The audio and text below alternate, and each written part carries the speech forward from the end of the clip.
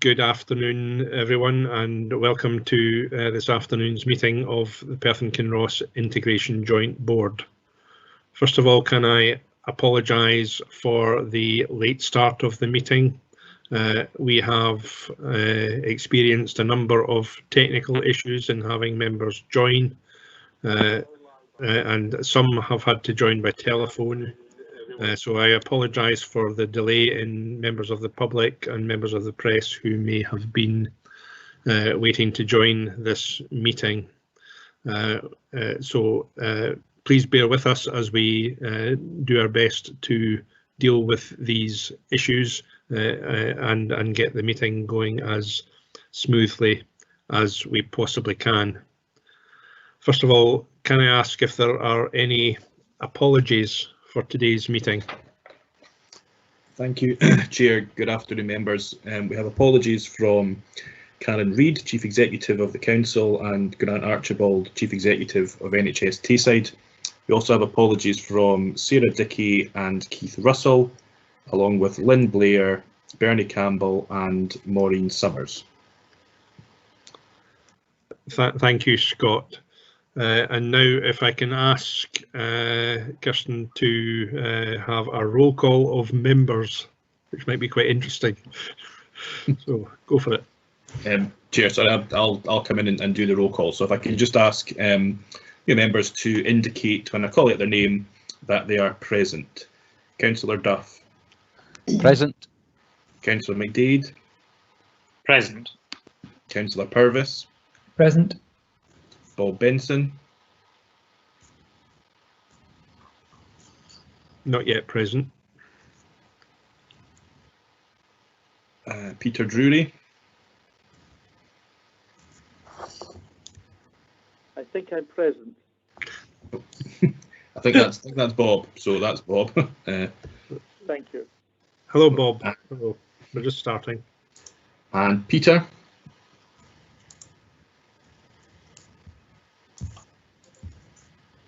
I know Peter was with us on phone, so we'll come back. Ronnie Erskine was having some connection issues, so we're trying to get Ronnie connected. Pat Kilpatrick. Present. Gordon Patterson. Present. Jane Smith. Present. Jackie Pepper. Present. Dr. Lee Robertson. Present.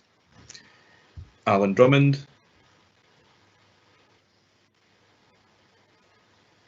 Don't think Alan's here. Stuart Hope. Present. Thank you. And Sandy Watts.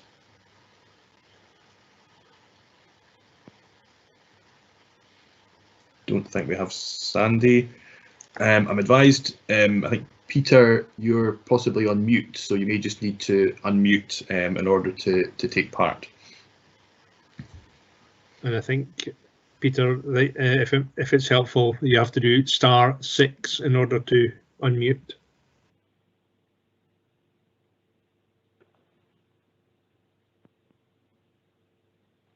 Hello, it's Peter. I'm present. Hurrah. Thank you. Okay. So. Just to say also, Scott, Sandra Auld, I am also present. Right. Apologies, Sandra, I missed you out there. Thank you. Okay. Is that the end of the roll call now, Scott? Yeah. Yes, thank you. Okay. So somehow, by some form of telecommunications device or another, we have all but Ronnie Erskine present at the current time, as I understand it. So we are quorate and we will proceed. Okay, item 2 on the agenda, declarations of interest. Are there any declarations of interest on the phones, first of all? No. None. Thank you. Are there any declarations of interest on VT video, that is? No. Okay, no declarations of interest. Thank you. Okay, moving on to item 3 in the agenda, that is the minute of the meeting of the 31st of July 2020. Are there any items that members wish to draw to attention, any items of inaccuracy? No. Okay, can we agree the minutes? I'll take silence as agreement. Agreed. Agreed. Thank you very much. Okay, moving on to item 4 on the agenda, that's the action points update, and I can ask Gordon Patterson, please, to speak to his report.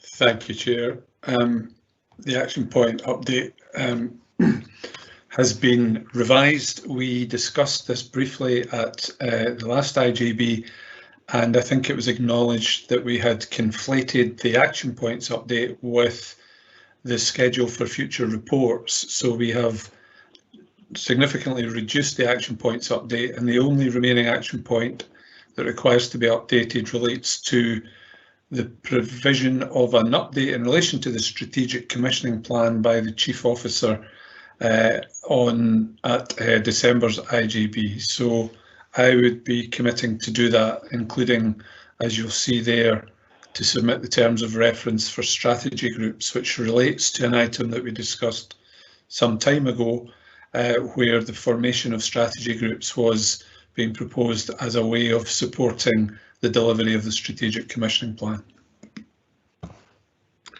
Thank you, Gordon. Are there any questions to Gordon on this?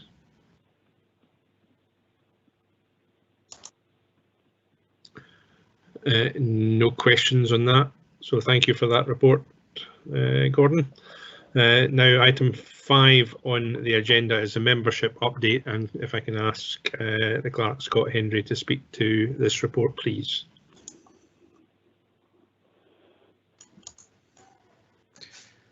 Thank you, Chair. As members will see on the agenda, we just have some appointments that are seeking agreement in relation to some of the non-voting members. So the board are asked to agree to the reappointment of Ms Lynn Blair, and also to the extension of the current appointments in relation to the service user representatives prior to an election process that's taking place, that I understand would hope to be concluded at the beginning of next year. So board members are just asked to endorse the position as set out on the agenda. Okay, thank you for that, Scott. We have a before we move to comments, Sandra. I wonder if we have any questions first of all on the phones. Any questions? No. Anybody else? Anybody else on the call with a question? No questions. Okay, Sandra, your comment, please. Just from a point of accuracy, would it be reasonable to note that Ms Lenny has stepped back from her activities as service user representative on the board and hasn't been active for many months, just to make that obvious. Okay, thank you. Your comment is duly noted. Thank you. Thank you. So our members agreed that we should proceed as set out in the in item 5.1. Agreed. And 5.2. Agreed. Agreed. Chair, may I ask a question? It's Bob here. Oh, yes, Bob, off you go. Is it convention for individuals to be asked whether they wish to be reappointed prior to being renominated again? Yes, it is. Okay, and they've both said that they would want it to be, given the information we just have. Yes, they have, yeah. Thank you, that's helpful. Okay. Thank you. If there are no further questions or comments. Okay, thank you. These are agreed. We move on to item 6 on the agenda, which is the Chief Officer's update. And again, Gordon Patterson, Chief Officer Director of Integrated Health and Social Care. Can I ask you to give your report, please? Thank you, Chair. My report's really in 2 parts, and I intimated in my report that in view of the information that's previously been provided to the IJB around our response to COVID-19 as a health and social care partnership, I was minded to keep this report brief, and I shall endeavour to do so in terms of my presentation, particularly because I know that members will be also very keen to hear about the substantive items on today's agenda in relation to the winter plan, the primary care improvement plan, mental health and wellbeing plan, and the biennial report of adult protection. So my report's in 2 parts. The first section provides an update in relation to the activity that we've been undertaking in response to COVID-19. At the last IJB, I intimated that we were being invited to look at how we could recover and remobilise services. We were moving from a response phase in relation to the global pandemic into a stage where we were keen to try to reinstate services, to try to find ways of operating and delivering effective responses to meet people's needs in the context of the new normal as it was being described. And we had captured much of our activity in mobilisation plans, the first of which had been submitted early in relation to the pandemic, and the more recent update was provided to the Scottish Government on the 31st of July. So the report in its first part outlines the activity that we've advanced under section 3.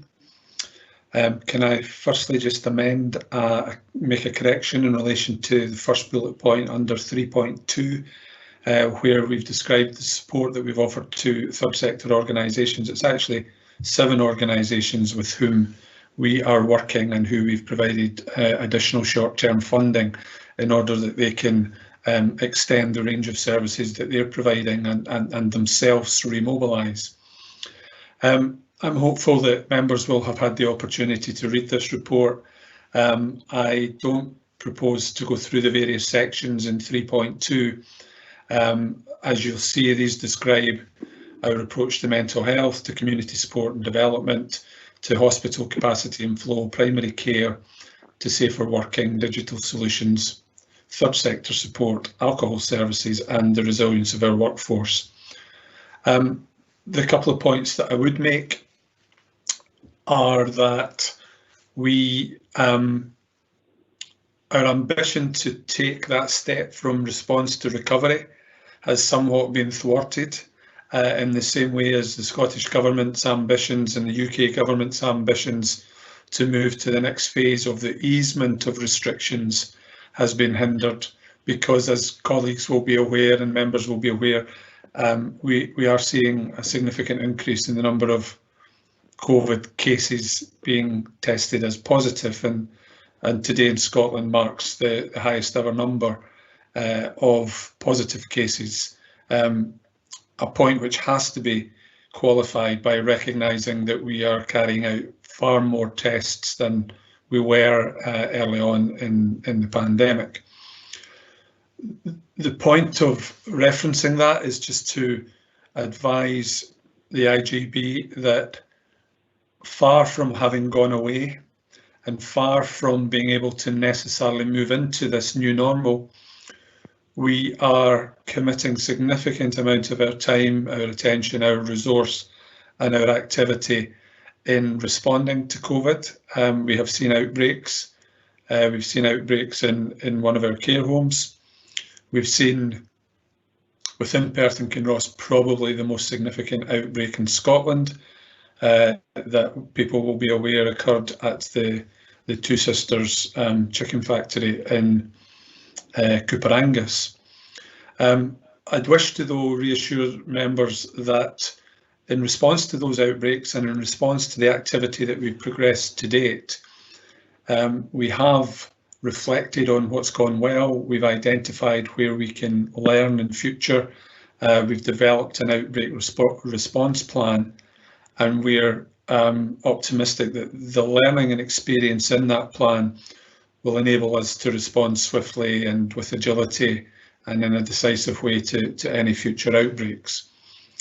We know we will face those outbreaks, and we are maintaining that level of preparedness. We have reintroduced some services, but we're very cautious that at any point we might need to move back into full response mode to step up our command structure, to prioritise and maintain essential services, and perhaps to step down other services, to initiate our workforce matching unit and to redeploy and retask colleagues to work in those areas where we have staffing pressures, and to engage with partners in response to incident management team and to managing outbreaks. I wouldn't wish probably to say much more in relation to the COVID-19 response by the Health and Social Care Partnership. The second part of my report talks about the proposed activity around the review of the integration scheme, but I'll maybe pause at this juncture, Chair, and see if anyone would wish to ask any questions in relation to the first part of my report.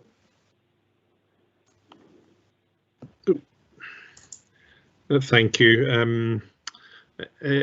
Can I, first of all, before I go to questions, and I'll come to Councillor Purvis first, can I ask if anybody on the telephones will have a question, and I will come to them after Councillor Purvis. Is there anybody on the calls that has a question? I would wish to on the first part of Gordon's report, Chair. Thank you. Okay, thanks, Bob. Anybody else? Nope. Okay. Okay, Councillor Purvis. Thank you, Chair, and thank you, Chief Officer, for that report as well. My question specifically was on the locality integrated care service.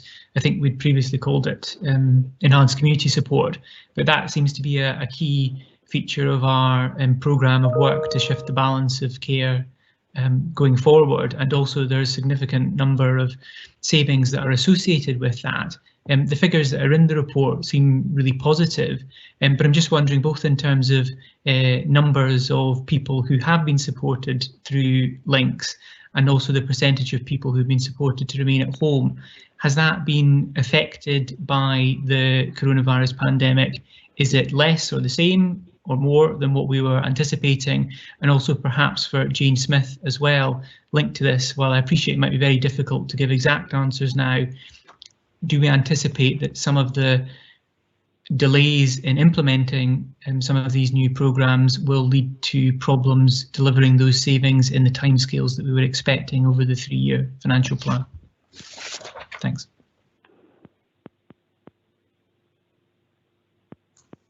So thank you, Councillor Purvis, and as I've indicated in the chat, I'll probably bring Evelyn Devine in. I think it's reasonable to say that the opportunities, that's probably the wrong word, the challenges from COVID-19 have enabled us to accelerate and implement more widely our enhanced community support provision, as you described as links, our locality integrated care service, more quickly than might otherwise have been the case. We've been able to redeploy staff in, we've been able to progress recruitment, we've been able to extend the provision of the service, albeit, as you're right to point out, the ability to deliver services in people's own homes, in the community, is by necessity curtailed by the need for us to be very cautious about all infection prevention and control measures and to ensure appropriate use of PPE. So I think it's fair to say that we've made a greater progress than might otherwise have been the case out of necessity, because we've recognised that links needed to be a priority and that we have brought forward far more quickly than we would otherwise the recruitment of staff, the delivery of this service, and it's spread across Perth and Kinross more widely. It was proposed that it would be phased introduction, but we've had to take a much more bold and ambitious approach, which hopefully Evelyn will be on the call and able to supplement what I've said. Thanks, Gordon. Yeah, I mean, I think you've summarised the journey we've been on very well, actually. In relation to the link service itself, I mean, it has been fully functional through COVID. There hasn't been a step down in the service. We have seen that our advanced nurse practitioners have been particularly busy in relation to supporting primary care in the triage of patients in and around primary care. So we're as any new service, it's building, and it's building with momentum. So we are seeing our activity increase bit by bit. We're about to put our second report together in terms of the capacity around that. So we will have more information very soon in terms of the activity. And we are seeing a good response in relation to prevention of admission and managing people at home. The level of frailty score we're seeing is around about 5. So we are getting to people with mild frailty, which will allow us to get to people before they deteriorate more. So that's quite positive. And we are advancing more posts. So we're advancing recruitment of our A&P posts. We're about to go to interview for that. So yeah, in general, I would say we haven't stepped down due to COVID. We've probably stepped up. So. Okay. So there's an opportunity for us to respond, as Councillor Purvis has asked, in relation to the implications for investment and disinvestment, and that's probably something that we will touch on in slightly more detail when we come to the finance report. The Chief Financial Officer's giving later on today, later on in the meeting. But I think Jane may be able to come in at this point to say something about the investment that we had proposed to make into links, but actually the savings that we had hoped that might have brought to bear in terms of some of the other services that we provide. Jane, are you able to do that? Yeah, thank you, Gordon. I'm sure, like members, I'm absolutely delighted to see that the prioritised investment that the IGB agreed to make in the link service has made such a direct difference to our COVID response. Councillor Purvis, you're absolutely right, that was linked to savings, and the most recent review by the executive management team would indicate that those savings are absolutely still deliverable.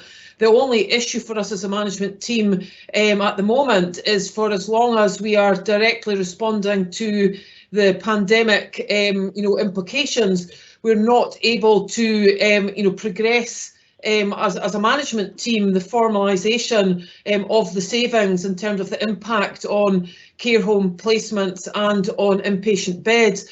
At the moment, it's hard to understand exactly the level of the impact of links, because obviously there's the wider impact of the pandemic. But as things stand, there is nothing to suggest that those savings aren't deliverable. Okay, thank you. And Chair, if I may just make a very brief comment there rather than do it at the end, I just want to say I think that sounds really, really positive.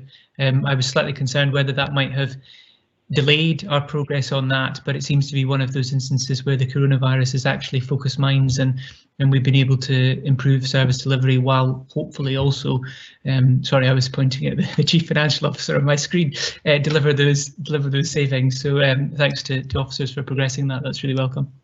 Okay, no, thank you for that, Councillor Purvis, and I agree with your sentiments there. Bob Benson. Thank you, Chair. Firstly, I'd like to thank Gordon and the team for all the work they've done to get us to this position under the most trying of circumstances. I think we'll appreciate the kind of cost that they are under right now, and as I say, I'm slightly worried as to where we might be over the next 6 months, given that people have not much of a break to be able to deliver on some of the priorities that he's set up. I think one of the key questions for me, I think there are probably 2 strands to it.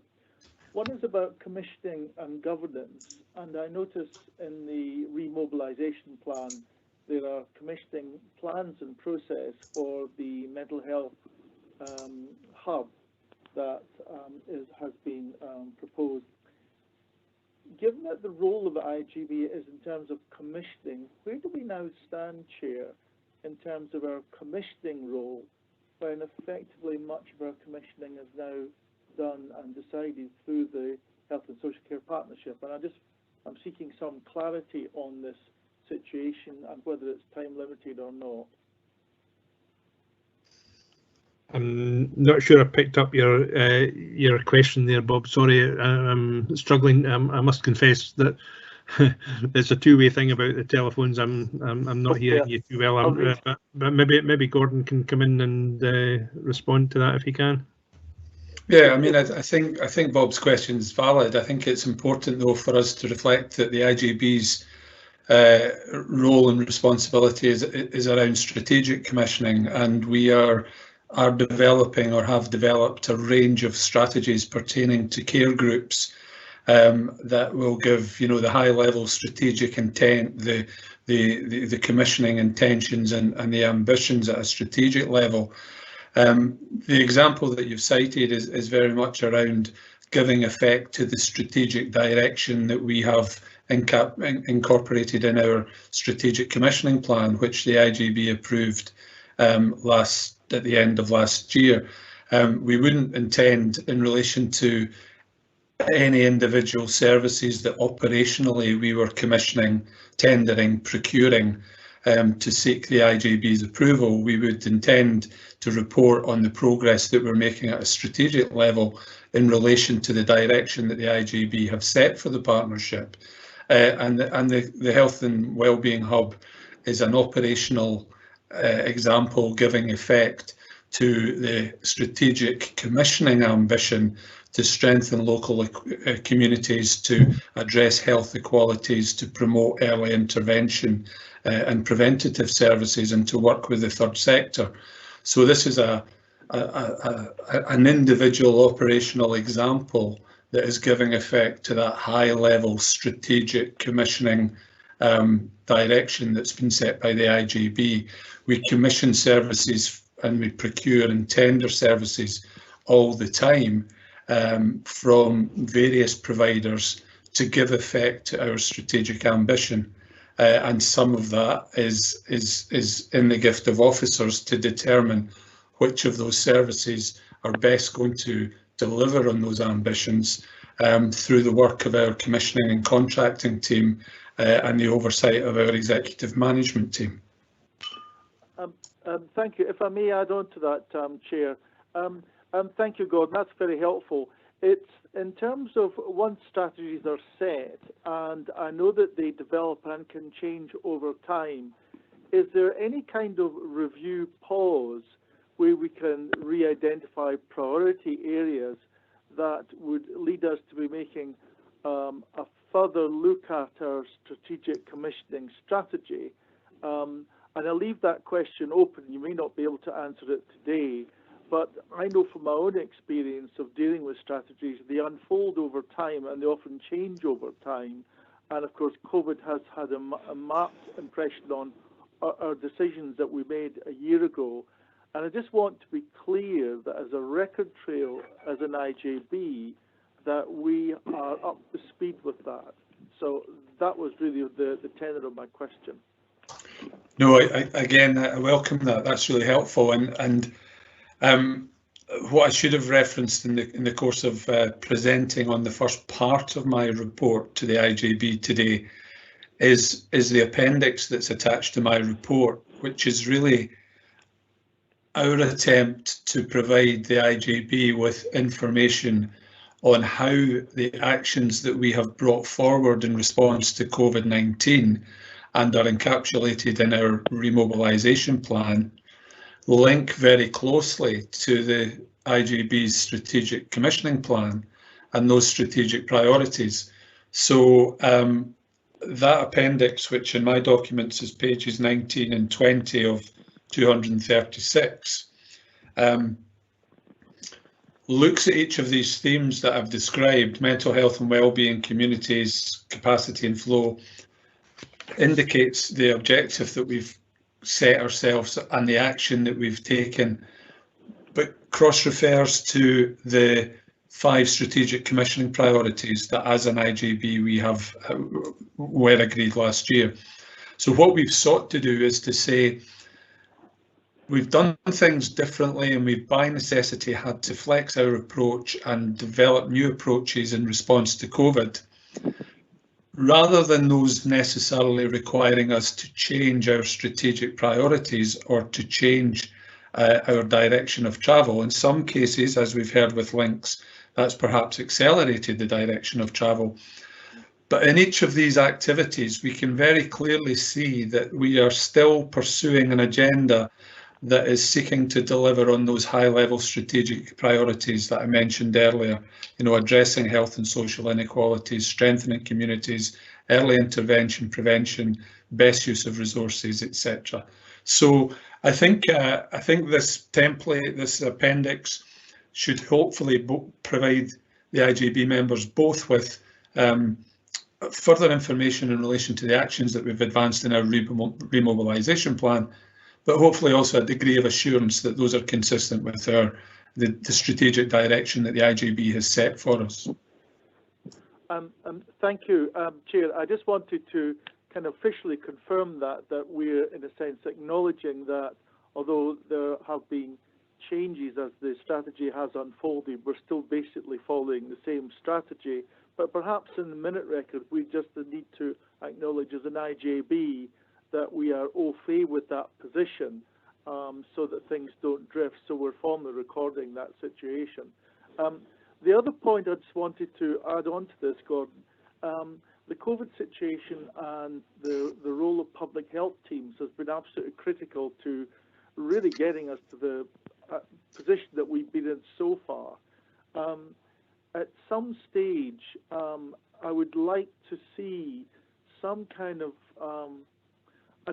something more developed in terms of how that's working on an operational basis, because it would help me quite a lot to understand how the strategy is unfolding, because they've got roles within care homes, they've got roles in various other places, and I'm mindful that public health team are under the cosh as well in terms of supporting this, but I do feel that we need to fully understand what the public health teams are actually doing at the moment, because I know they're doing a lot, but sometimes that's kind of missing within the script of what we get at the moment, high level as it needs to be. And I just want to make a plea for that, if I may. Thank you. Thank you, Bob. If there are no further questions, Gordon, do you want to move on to the second part of your report? Sorry, I had a question, Chair. Oh, right. Okay, Pat, sorry. I read your mobilisation plan in the appendix, Gordon, and it's obviously a lot of work going into that. If you look at the remobilisation, the Scottish Government remobilisation route map, are we in phase 2 or phase 3, or are we embarking on phase 4? I know that we're looking obviously now at a resurgence of the virus, and that might put things back, but are we in phase 2 or are we in phase 3? Are we clear about that? Because there's been a lot of criticism, particularly of primary care services, in taking a long time in some areas, and I don't know really the situation in Perth and Kinross, but I know a number of boards have been criticised for very limited access for patients to primary care and GP services. In relation to the specific question about primary care, it might be something we can pick up in the context of the Primary Care Improvement Plan, or potentially Hamish Dougal, Associate Medical Director, could provide a bit of an update and hopefully some assurance in relation to the position here in Perth and Kinross currently. Certainly primary care were at the forefront of our COVID response, particularly around the delivery of the COVID Assessment Centre, which was developed and implemented very swiftly in PRI by Hamish and his leadership with support from others. and that effectively meant that all other non-COVID patients could be seen by their local GPs and by by appointment swiftly at that stage.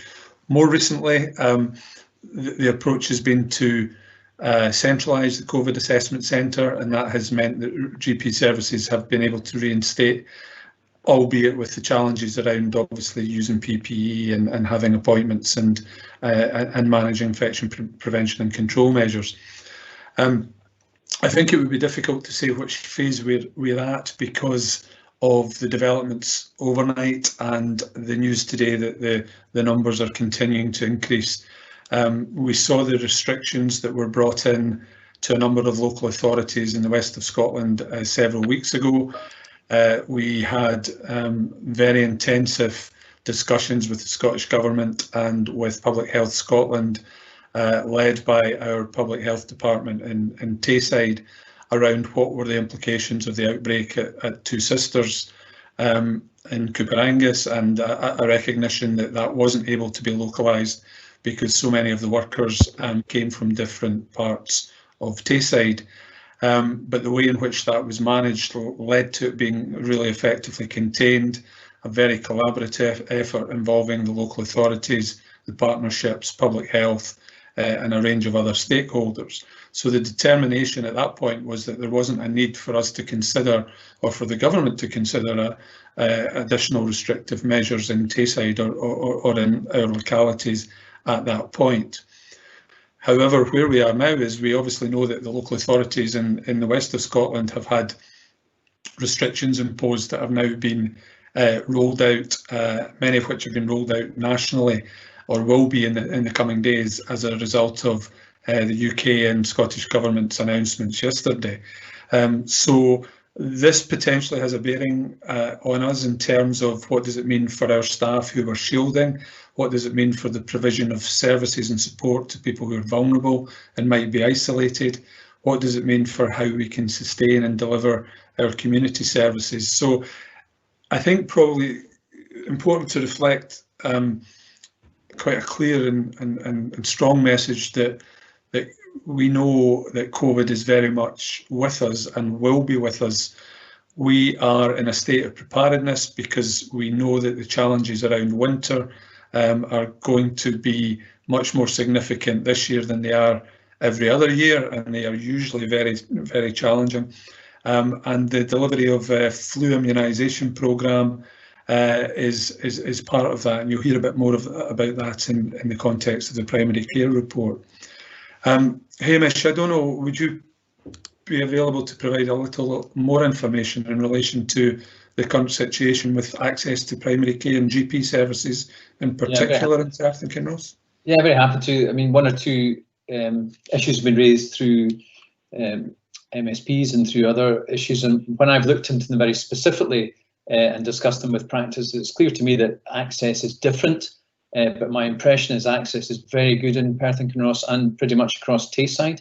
In my own practice, my belief is that actually patients are getting much better and quicker access than they've ever had, because they're speaking to GP and being seen the same day or the day after, which is quite different from patients waiting in many practices 2 or 3 weeks before for a routine appointment. What is changing is how patients are accessing services, and that's different across different practices. But what we need to be doing is safeguarding workforces within the practices and also other patients who are potentially vulnerable who are attending for other reasons within the building. So we want to be not just opening the floodgates to anybody coming in and queues forming. So in most practices, they're being very careful about the way patients are accessing. But I would say that I do think access is good, and the routine surveillance of chronic diseases and other conditions is restarting, if not in all practices, in the vast majority. So can I come back to you? So are we saying that, I mean, you just mentioned the reintroduction of chronic disease management. So it looks like we were aspiring to phase 2. If we take the Scottish Government guidance as what it is as guidance, it looks like it's phase 2, and I'm just interested to know where we sit amongst that, but that sounds kind of where we are. So thank you for that. Okay, thank you. Do you want to just proceed to your second part of your report, please? Yeah, certainly. So the second part of my report provides an update to the IGB in relation to the proposed revision and review of the integration scheme. I provided a bit of background information that recognises that we needed to carry out a review before the 5 years was up, and officers in Perth and Kinross and also within Angus and Dundee have carried out a self-evaluation, if you like, in relation to the integration scheme. That satisfies the revised position that the Scottish Government have taken, which is that we can thereafter determine if there's a need for a full review in the development of a successor scheme. Our consideration was that there were sufficient aspects of the existing integration scheme that required to be updated, partly because some of the original intention set out 5 years ago for various groups and bodies to meet and progress activity had not come to pass. Some of those groups had morphed into other groups. Some of that activity had never been progressed. We also felt it was really important that we provide a fuller review and the development of a successor integration scheme in the context of the risk share agreement, the arrangements for the provision of corporate support to the partnership, and some of the concerns that we perhaps touched on when we had a development session last month that looked at clinical and professional care governance. There was a question that was raised by colleagues from the Scottish Government around whether in Tayside there would be an ambition to delegate more functions to the health and social care partnerships in the IJB, because it is probably currently the case that the minimum functions have been delegated. We see in other areas that far more services have been delegated to the health and social care partnerships. So we felt that on the basis of that, there was clearly an indication that we couldn't just make some small revisions to the existing scheme, but needed to take the time to carry out a further review, a fuller review, and perhaps a more fundamental review over the coming months, in respect of which there are a number of prescribed stakeholders who have to be consulted. And in addition to that list, for the IGB or not on that list, we would intend to engage with IGBs across Tayside during the course of that review through the work of short life working groups to take us to a position where a successor scheme could be developed and proposed to the IGB and ultimately approved and submitted to government. Now, obviously, the key considerations there are that the parties to the integration scheme are the local authorities and health boards, but we would very much support the idea that we have full engagement and consultation, particularly in respect of those who have a keen interest and increasingly mature and developed experience of working within IGBs to help inform the development of that successor scheme. So there is an intention. Perth and Kinross Council will be taking a report, will be receiving a report on the 7th of October from the Chief Executive and Legal Services on the proposal to revise the scheme over the coming months. And similarly, that approach will be advanced within NHS Tayside because of the work that Bill Nichols doing on behalf of Grant Archibald in that regard. So I shall pause there for any questions and happy to answer anything that IGB members would wish to raise in this regard. Thank you. And before I continue, we had somebody joining the call a few minutes ago, and I'm hoping it's you, Ronnie.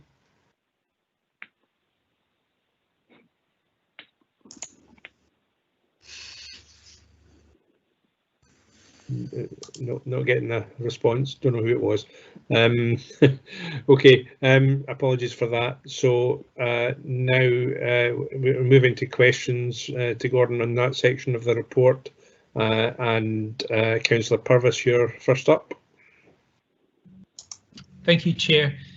My question has two parts to it. The first part was, I think it was my understanding that we had, or officers had undertaken, or were planning to undertake an exercise of looking at the current integration scheme and assessing to what extent we were meeting all of the obligations and requirements of that integration scheme, and indeed whether there were any things that we were doing that were not in the integration scheme. So I'm wondering if that was done, or if that ties into the recent work that you've referenced that officers in the IGB, in the Council and the NHS Tayside have been reviewing the current position. The second part of my question is about the review itself and how that will proceed.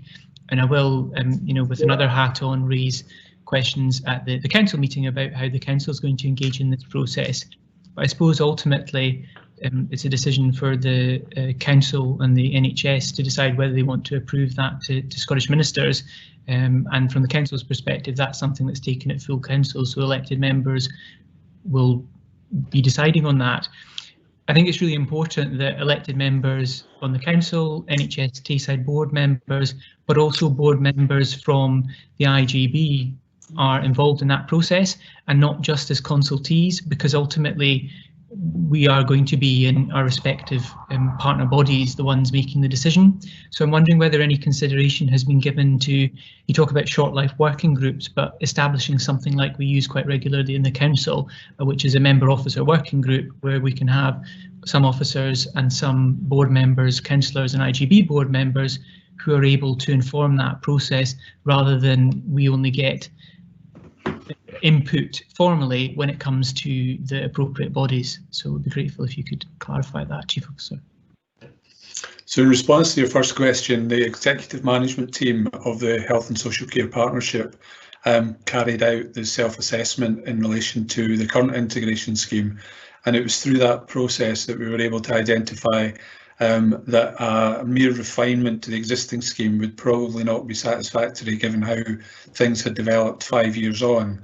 Now that coincided with consideration that was being made elsewhere in terms of Angus and Dundee and NHS Tayside, which led to this proposal that in order for us to do this well, to do this effectively and comprehensively, that we would take the 6 months or so through the process that I've briefly described, but does have to be developed in terms of how are we going to engage. Certainly the intention is not to present drafts to Council. The intention would be to engage IGB members in workshops and development sessions and to be part of the process rather than being asked to validate the output of that process. So hopefully that gives a degree of assurance to Councillor Purvis, but certainly yes, it will be very important that the broader group of elected members are able to discuss this on October the 7th, and that these views can be conveyed and used to inform the process that the Council takes forward with partners, including IGB members as key stakeholders over the coming weeks and months. Sorry, Chair, could I just very briefly follow up on that? Thank you, Chief Officer, for that response. I think maybe just to add to it, I suppose my concern is that this isn't something that can be entirely done at an operational level, and ultimately it is for elected members on the Council and for NHS Tayside board members to decide what goes to the Scottish Government. So I would like the elected members and board members to be involved absolutely in that process, rather than just being involved in a development session or something like that. I think we need to be involved in leading that process rather than just another consultee. So that's the point. Thanks. Okay, thank you for that. Do we have any further questions on the phones, first of all? Thank you, Eric, if I may. Yes, Bob. I'd like to endorse that latter part of what Councillor Purvis was saying. because I agree that this is more than just an operational issue, and I know that Health and Social Care Partnership has a defined role with this, as does the Council and NHS Tayside. However, I would have thought that the learned experience of the IJB board since its inception would be of invaluable information to go into the mix with this, rather than just being a consultee on the outcomes of this process. And I'd want to receive reassurance that we will figure more highly in terms of the information that we can input to this over and above what's already been said before, because I'd like to see far more detail on the, as it says in the report, changes both necessary and desirable. So there's a real issue there about, well, what is the legitimacy of the IJB in terms of formulating its own view of what the future arrangement should be? Thank you. Okay. So that was, thanks for that. Are there any further questions on the phones?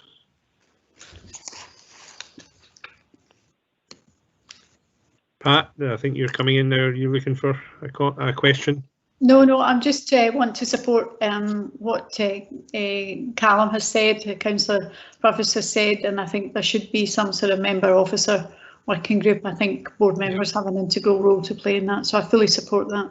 Yeah, and for what it's worth, I'm supportive myself of that. Are there any further comments? No. Okay. At that point, then I shall thank Gordon for his report, and we note the contents thereof. This is the time, if not the point on the agenda, that I was hoping to take a comfort break, but I'm just wanting to try and make a little bit more progress if we can before doing that, and with a view to making it kind of halfway through the meeting. So if we can possibly now move on to item 7 on the agenda, 7.1, and the financial position, and I'll look to take a comfort break after this item. Jane Smith, do you wish to give your report, please? Yes, thank you, Chair. Regular reports have come forward to the IJB over the last few months, specifically relating to the financial impact of COVID. However, this is the first time that we're bringing forward a financial forecast in relation to the overall financial position against the budget approved by the IJB in March of this year.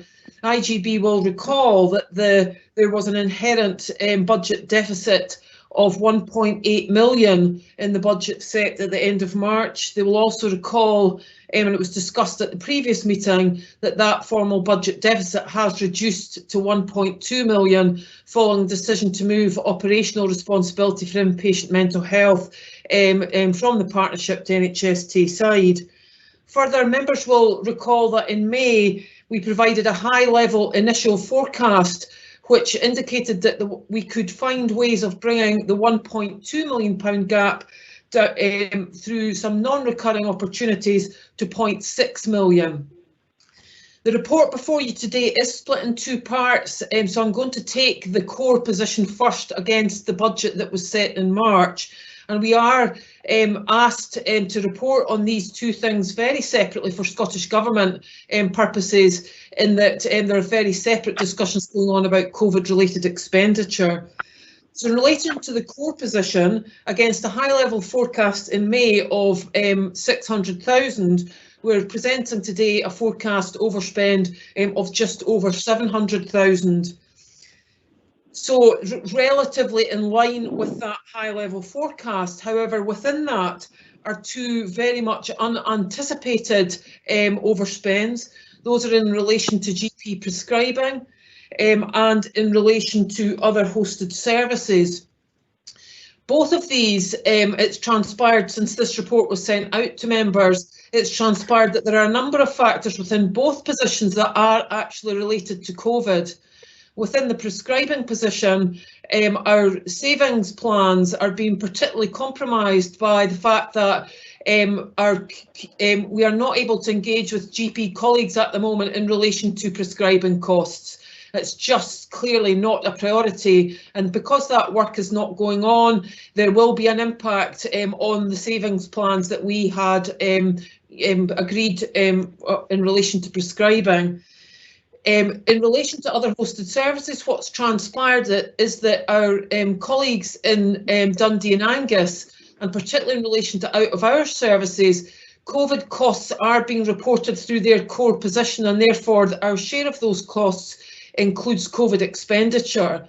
So for those two areas which are significantly impacting on our position and are effectively presenting us from breaking even, they include COVID impact, and we'll be looking to adjust those out of our position in the next report to the IJB that will reflect the 6-month position. So that should see an improvement in our position. In relation to COVID costs, gross COVID costs of £7 million are currently being forecast.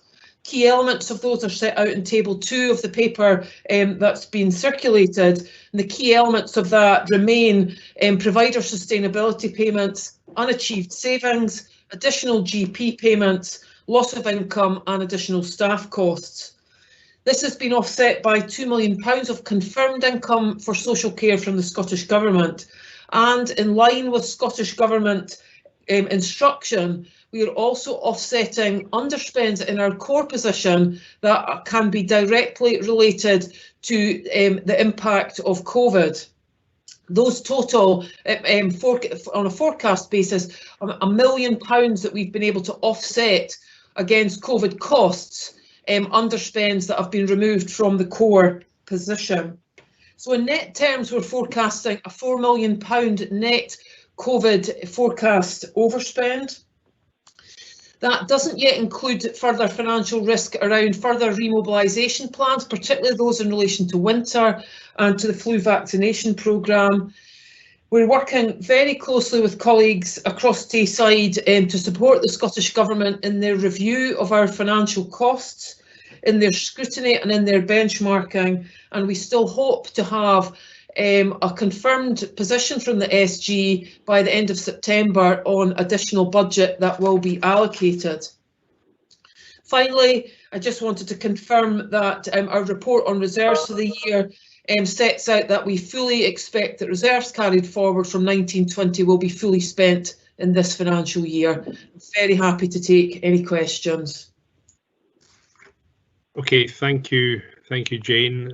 I'm sure there will be questions on your report.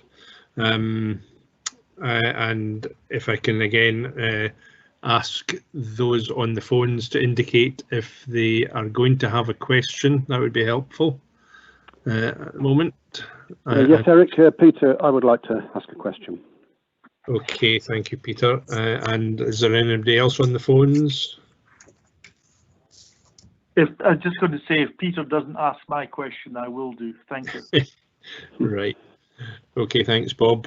Okay, we'll go to Peter Drury first, please. Peter, fire away. Thank you, Eric. And my question concerns the hospital and community health underspend, which on first sight appears to be good news. But is it? Because the further narrative relates it to vacancies, which would appear to be bad news. So what is the comment on that?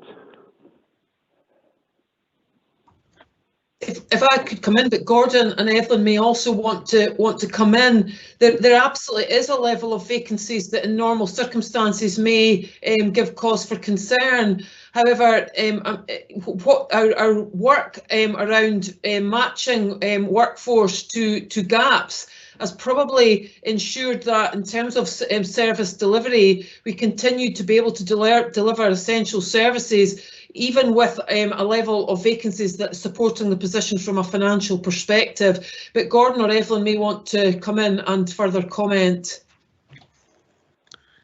Okay, thanks. I'm happy to comment. if that's okay, Chair.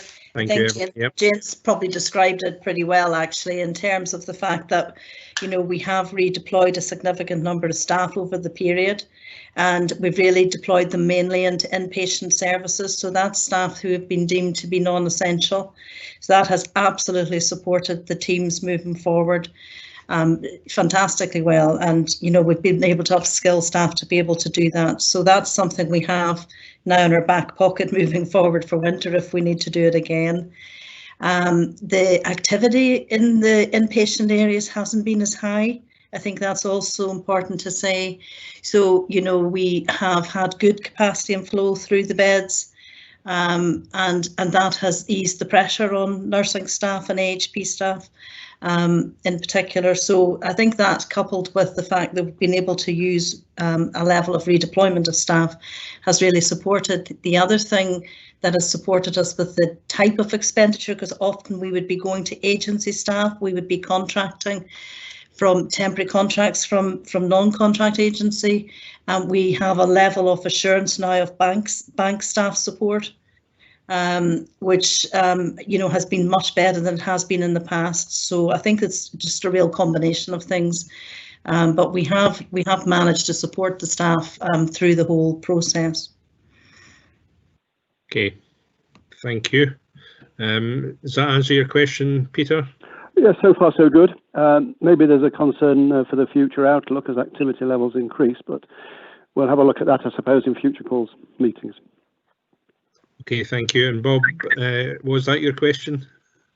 That was my first question. My second question is on Section 7, COVID-19 Financial Position Overview, and that would be Table 2 and conclusions reached in 7.3. Provider sustainability payments of over £3 million, which is getting on for nearly half of our total projected costs. I would like to know much more about exactly where this money, how it's being spent. Is this keeping people out of hospital? And because, as the payment says, but as Jane's paper says, this remains an area of high financial risk and subject to future change. Well, this feels like an enormous elephant in the room when you're talking about £3 million, and kind of dwarfs what we've been talking about so far in terms of the budget discussion.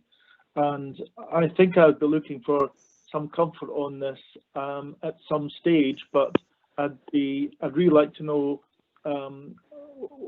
exactly what this is for, and do we really fully understand the risk that this is providing us?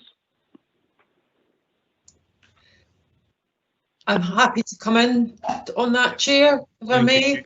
Yeah, thank you. So the first thing to note is that any payments that we're making are absolutely in line with very detailed Scottish Government guidance that has been agreed with COSLA. The costs that we are paying, at the heart of that is about ensuring that our third sector providers remain financially sustainable during this crisis period. And those costs are payments for additional PPE costs, for significant additional staff costs as staff are required to self-isolate or actually are ill, and relating to reduced occupancy payments because of the crisis. And the behind this is the fact that unless we pay these sums in line with Scottish Government guidance, our providers will not remain financially sustainable, and we need them to be so. It will hopefully provide comfort to IGB members that, as part of our internal audit plan for 2021, those who attended the Audit and Performance Committee will know that internal audit will undertake a review of those payments to ensure that they have been paid in line with guidance. I would have to note that the work that we are doing as a finance team, along with our commissioning colleagues, is a huge amount of extra work that we've had to take on over this period to ensure that every claim is backed up by sufficient evidence that we can justify this payment. But I'm very confident that the internal audit will be a positive one, knowing the amount of time and effort that my finance team have spent on ensuring that payments are being made absolutely in line with Scottish Government guidance. Thank you, Jane. And I look forward to Councillor Purvis's update on audit and performance at 8.1. That I'd like to hear his views on that as well. Thanks very much indeed. Thank you. Can I come in there, Chair? Of course, Gordon. Yep. So what we're doing is giving effect to directions from the Scottish Government agreed with COSLA that we should ensure that we make payments to the third and independent sector from whom we commission services in order to ensure that they are sustainable. We have made 136, we've paid 136 claims to the tune of nearly £1 million. Those relate principally to covering the costs of additional staffing that these care providers are having to bring in. They include PPE, and they include loss of income because services have been not operating at the same level, or because there have been under occupancy in care homes. So we're absolutely confident that what we're doing is giving effect to the direction and guidance that has been given to us by the Scottish Government and by COSLA. We're doing so in the context of the criteria that's been developed, a very robust and very labour-intensive process, and we are making those payments in order that the services that we will require post-COVID are still sustained and able to be delivered. It has to be noted that the £2 million that we've received from the government is for social care and can be offset against some of those costs. Equally, I mentioned in my report that I was meeting yesterday along with the other chief officers, the medical director, the finance director, the nurse director and the acute director from NHS Tayside with 7 or 8 colleagues from the Scottish Government who are meeting with every board in Scotland to discuss the remobilisation plans that they have presented. And our approach was felt to be absolutely appropriate and indeed in some aspects of our activity commendable.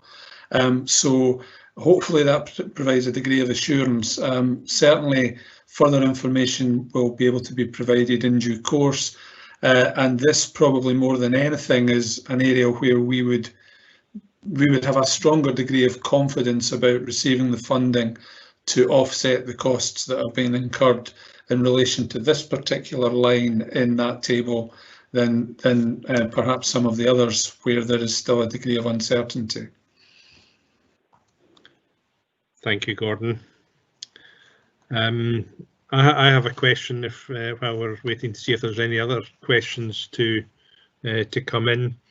And I don't know, Jane or Gordon, if you're able to respond or both respond or one of you respond. It's in relation to older people's services, and I notice at 4.1.1 of the report and also at 4.3.1 of the report that there are underspends in both the hospital setting for older people and also in the community setting, and much of the reasons for the variance is both positive and negative to the budgeted figures relate to staffing costs. And I was just wondering if you can give a flavour, give a picture for how you see the overall staffing cost issues under the banner, if you like, of older people services. Who's going to pick that one up? Any volunteers?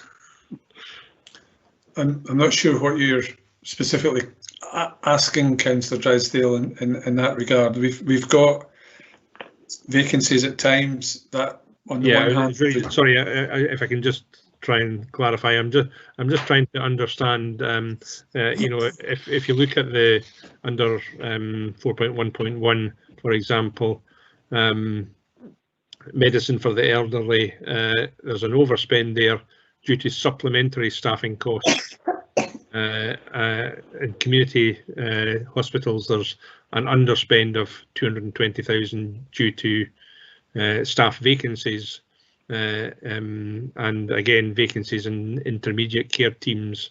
And I'm just trying to better understand, if you like, the extent of the issues in terms of appropriate staffing levels under the banner of older people services.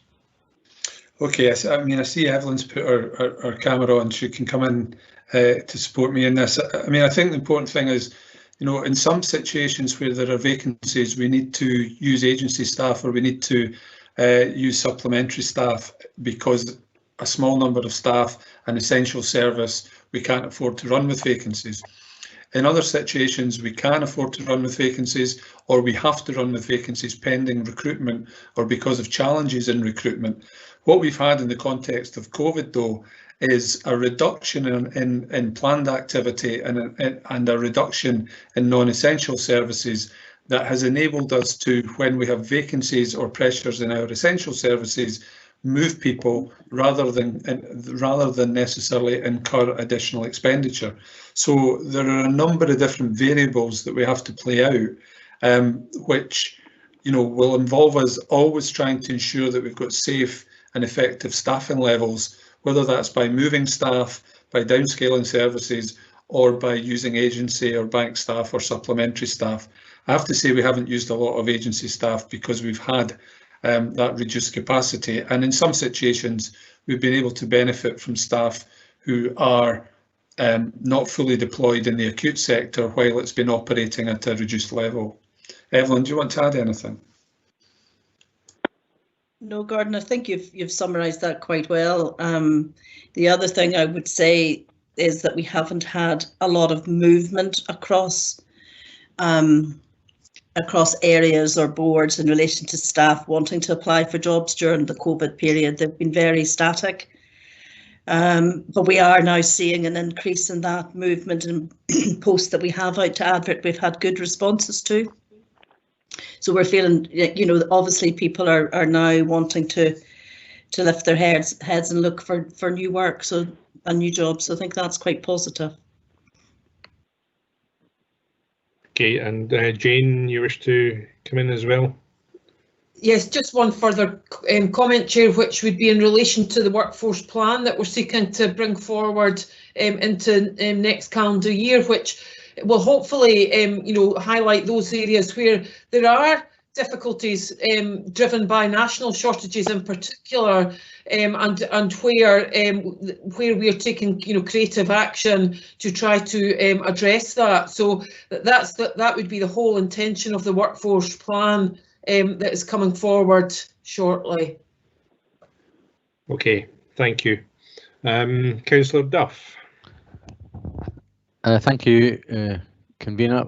My question was just around 4.5 in the report, which talked about the 3.3% national uplift to adult social care contracts, and the fact that we were given a 0.8% allocation on the basis that we would already have planned for a 2.5% uplift. I just wondered if that allocation included the additional costs of pension, national insurance, etc. to us, and in the next paragraph it talks about that funding only being for 1 year only, what the implications are for us going forward. Yes, that's thank you for the question. The Scottish Government, in their initial response to providers during the COVID period, wanted to ensure that across Scotland there was a consistency in uplift, and every partnership across Scotland had funded or not an uplift to the Scottish living wage, and we were in the fortunate position where we had funded to a large extent, but there was a gap. So but other partnerships, including those in Tayside, had actually asked providers to make savings. So without going into too much detail, this was about ensuring that providers were paid a full uplift on all costs, including those that you've mentioned, and the additional income at this stage is non-recurring. And albeit we don't have a kind of confirmation in writing from the Scottish Government, we have had a number of statements that would give us some comfort that that money will be made recurring for next year. Good, that's helpful. Thank you. Okay, if there are no further questions or comments, thank you, Jane, for your report. Now, I am going to take a short 5-minute comfort break right now. Given where we are and how we've got to this point in the agenda, and I'm conscious that a number of senior officers have been patiently waiting to give their reports already this afternoon.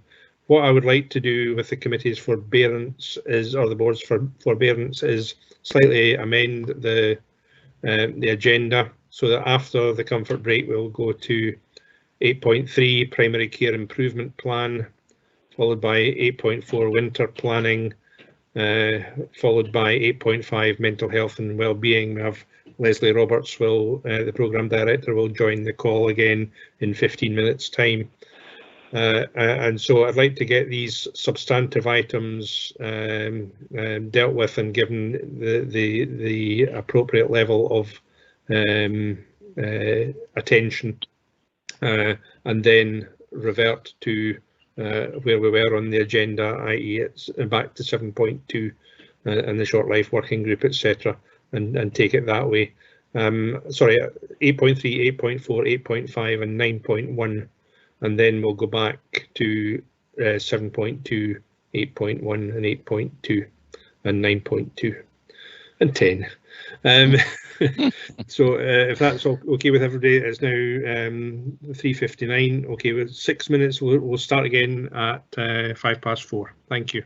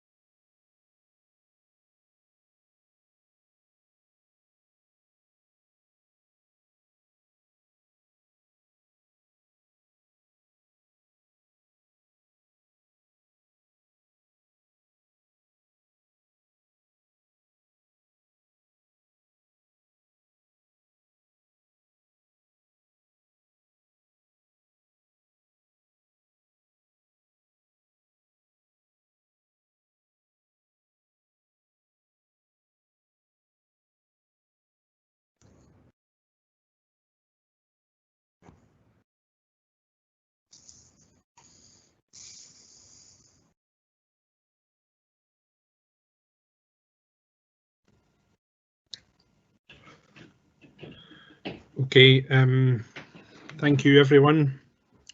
The meeting is now resumed. Hope everybody's had a chance to stretch their legs a bit. So now we move on to item 8.3 of the primary, which is the primary care improvement plan. And I know we have Hamish Dougal, I think we have Andrew Radley on the call, and we have Lorna Jackson-Hall, who is the Primary Care Services Manager. Given that you're on my screen, Lorna, I don't know if it's yourself that's presenting this paper. Yes, it is. Thank you very much. If you'd like to just go ahead, thank you. Thank you, Chair. I'm Lorna Jackson-Hall. I'm the Primary Care Service Manager for Perth and Kinross Health and Social Care Partnership. Today I'm presenting the Primary Care Improvement Plan, or PCIP, to the IGB. Dr. Hamish Dougal, the Associate Medical Director, is also in attendance to support the presentation and any questions that we might have. The purpose of the report is to update the IGB on the progress in implementing the Tayside Primary Care Improvement Plan, or PCIP, in its second year, 2019 to 20, as it relates to Perth and Kinross Health and Social Care Partnership, and on the proposed actions to progress implementation in year 3. The background to this is that the Tayside PCIP seeks to develop primary care services to support general practice under the terms of the 2018 General Medical Services Contract, sometimes called the GMS contract, so that GPs can be more focused on developing their role as expert medical generalists. Perth and Kinross IJB approved the PCIP in June 2018, and it was subsequently approved by other Tayside IGBs and the local medical committee before being submitted to the Scottish Government. This report outlines the progress against the actions set out in year 2 of Perth and Kinross's PCIP, associated expenditure and details of the proposed actions and spend for year 3, 2020-21. The Tayside PCIP was previously approved for years 1 and 2, and this report updates on progress and outlines the priorities for implementation in year 3.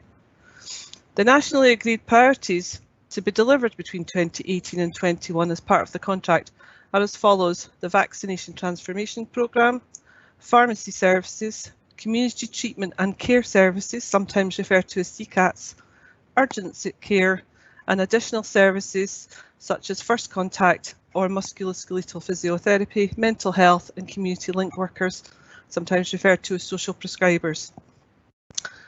The Primary Care Improvement Fund is a new budget provided directly to the integration authorities from the Scottish Government and supports the delivery of these priorities. And Table 1 in the report sets out the budget.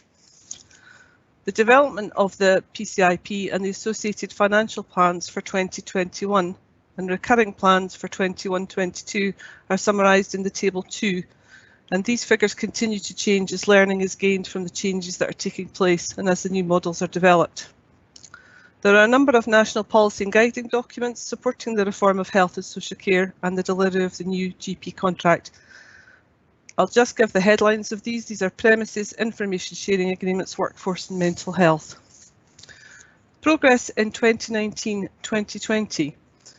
The Health and Social Care Partnership made significant progress during 1920, with elements of all of the priority work streams now implemented in at least some of the GP practices.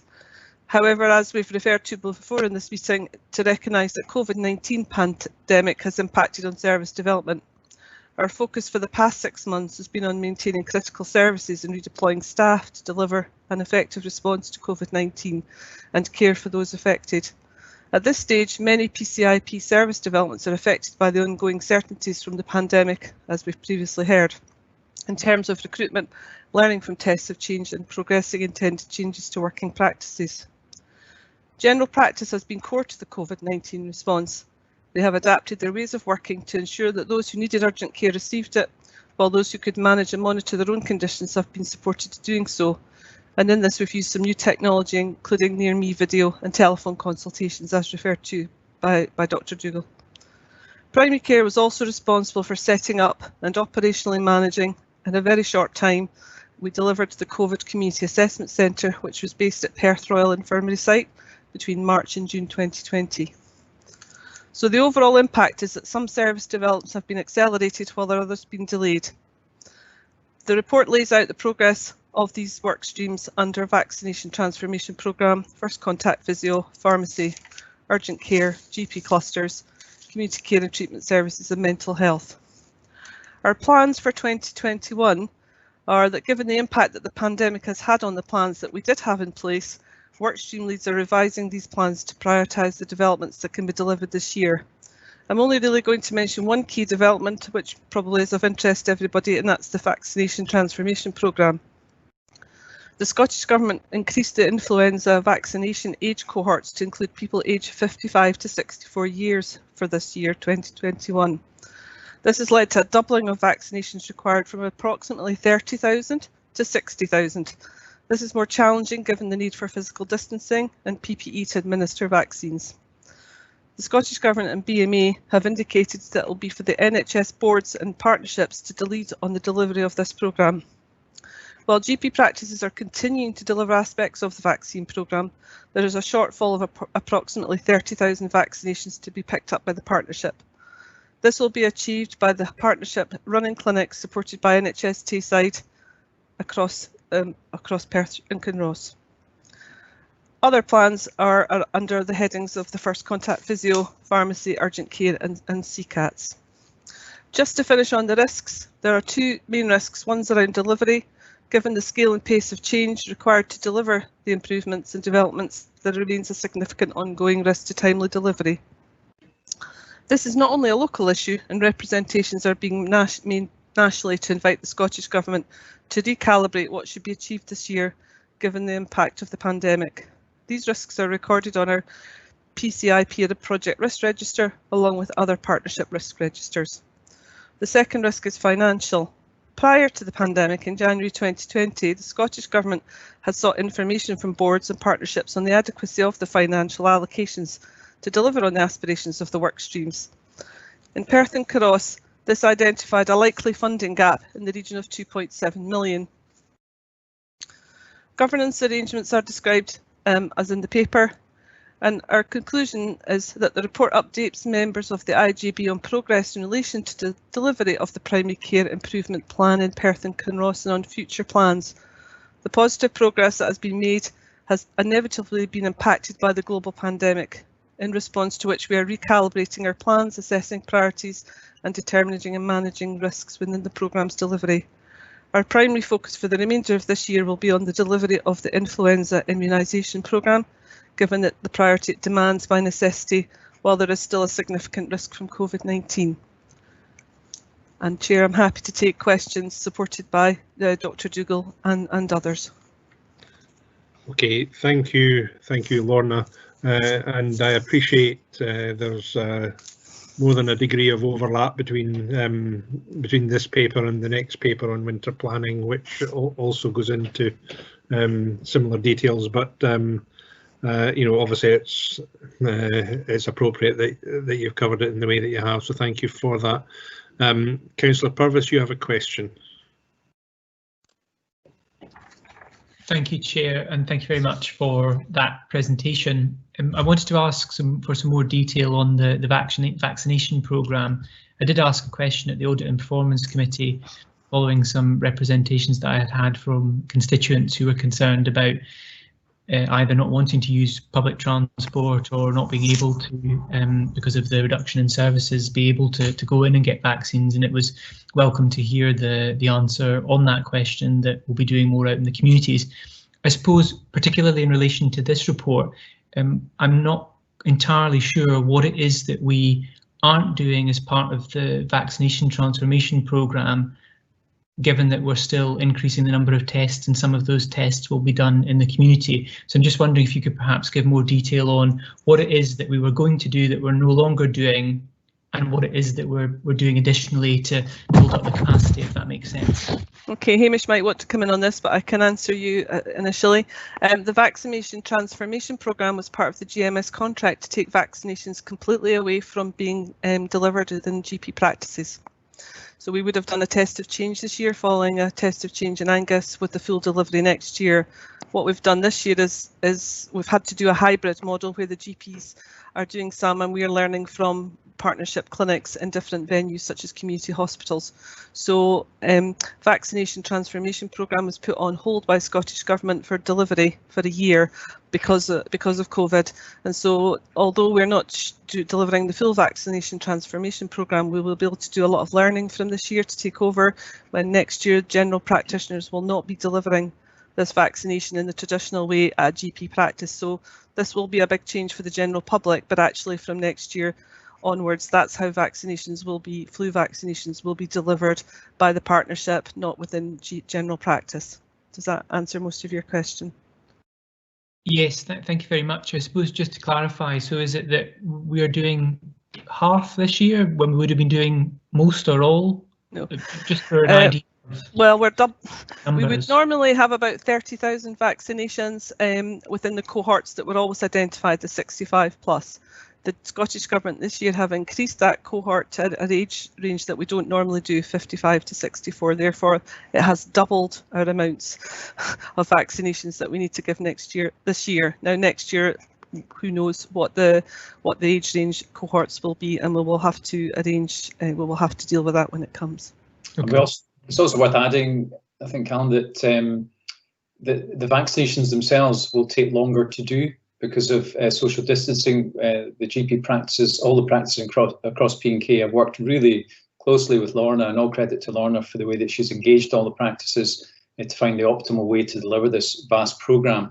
But practices would probably be looking at each vaccination taking at least double the time that it's done previously. So it's an organisational difficulty to make sure that we don't make these, hotbeds for people passing on infection. So social distancing and PPE and all of the things that we need to do to deliver these safely is really paramount. And bear in mind that we're now doubling the population at least, and that's before we take into account the additional population of the 50 to 54s, which may be added in over and above the 60,000 that Lorna's described, dependent on what vaccination supplies are available after the priority groups have been delivered.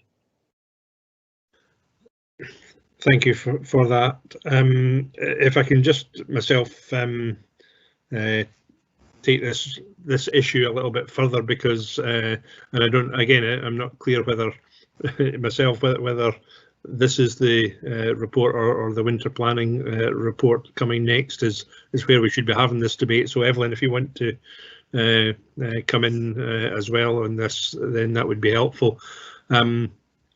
What I would like to understand as well, I understand, having read the report, obviously I understand that a number of community settings are going to be used that haven't previously been used, and no doubt that presents each one of them presents their own logistical challenges, quite apart from just the volumes and the staffing issues, but just the practical logistical challenges.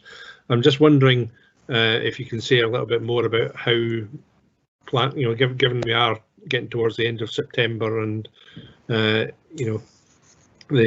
programme would be starting around now normally. Exactly, when are we going to know where these venues are, and when will the actual rollout start? I'm delighted to reassure you that the venues are all ready to start on the 2nd of October next week.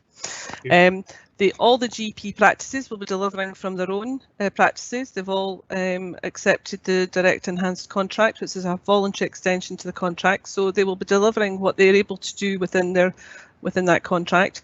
The rest of the capacity will be picked up by partnership clinics nearby, mainly community hospitals, and these will be in Blairgowrie, Dunkeld, Crieff, Pitlochry, potentially Bridge of Erne or Lochleven, with a 14-weekend Perth Central clinic, which will be held at Perth Royal Infirmary for a mop-up of anybody that can't make some of the other appointments. The vaccination is in 2 tranches, so the 65 plus the at-risk people will be given a vaccine between now and November, there's a different vaccine for the over 55s, which will be delivered as recommended by Scottish Government in December and January. So we will not be doing the younger age group at the moment. That letter will go out a bit later.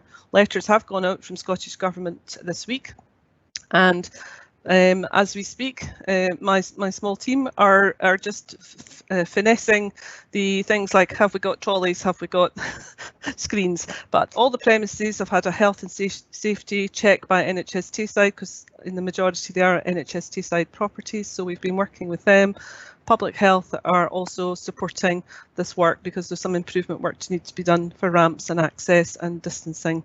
We've also got a cohort of volunteers who depending on the COVID-19 regulations, will be there to support the greet, the welcoming to the different type of clinics and enhance the social distancing as well. So we have we've been planning for 3 months pretty much, so we now have all the clinics with dates, comms at NHS Tayside and at Perth and Kinross, and then from the government all have the names of those clinics. The IT issues are another issue which we've had to do some workarounds with the support of NHS Tayside.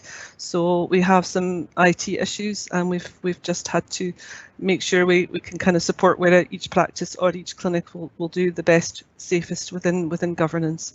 And vaccination delivery and cold storage, because you've got to keep the vaccines at a certain temperature, and they have a date by which they have to be used by.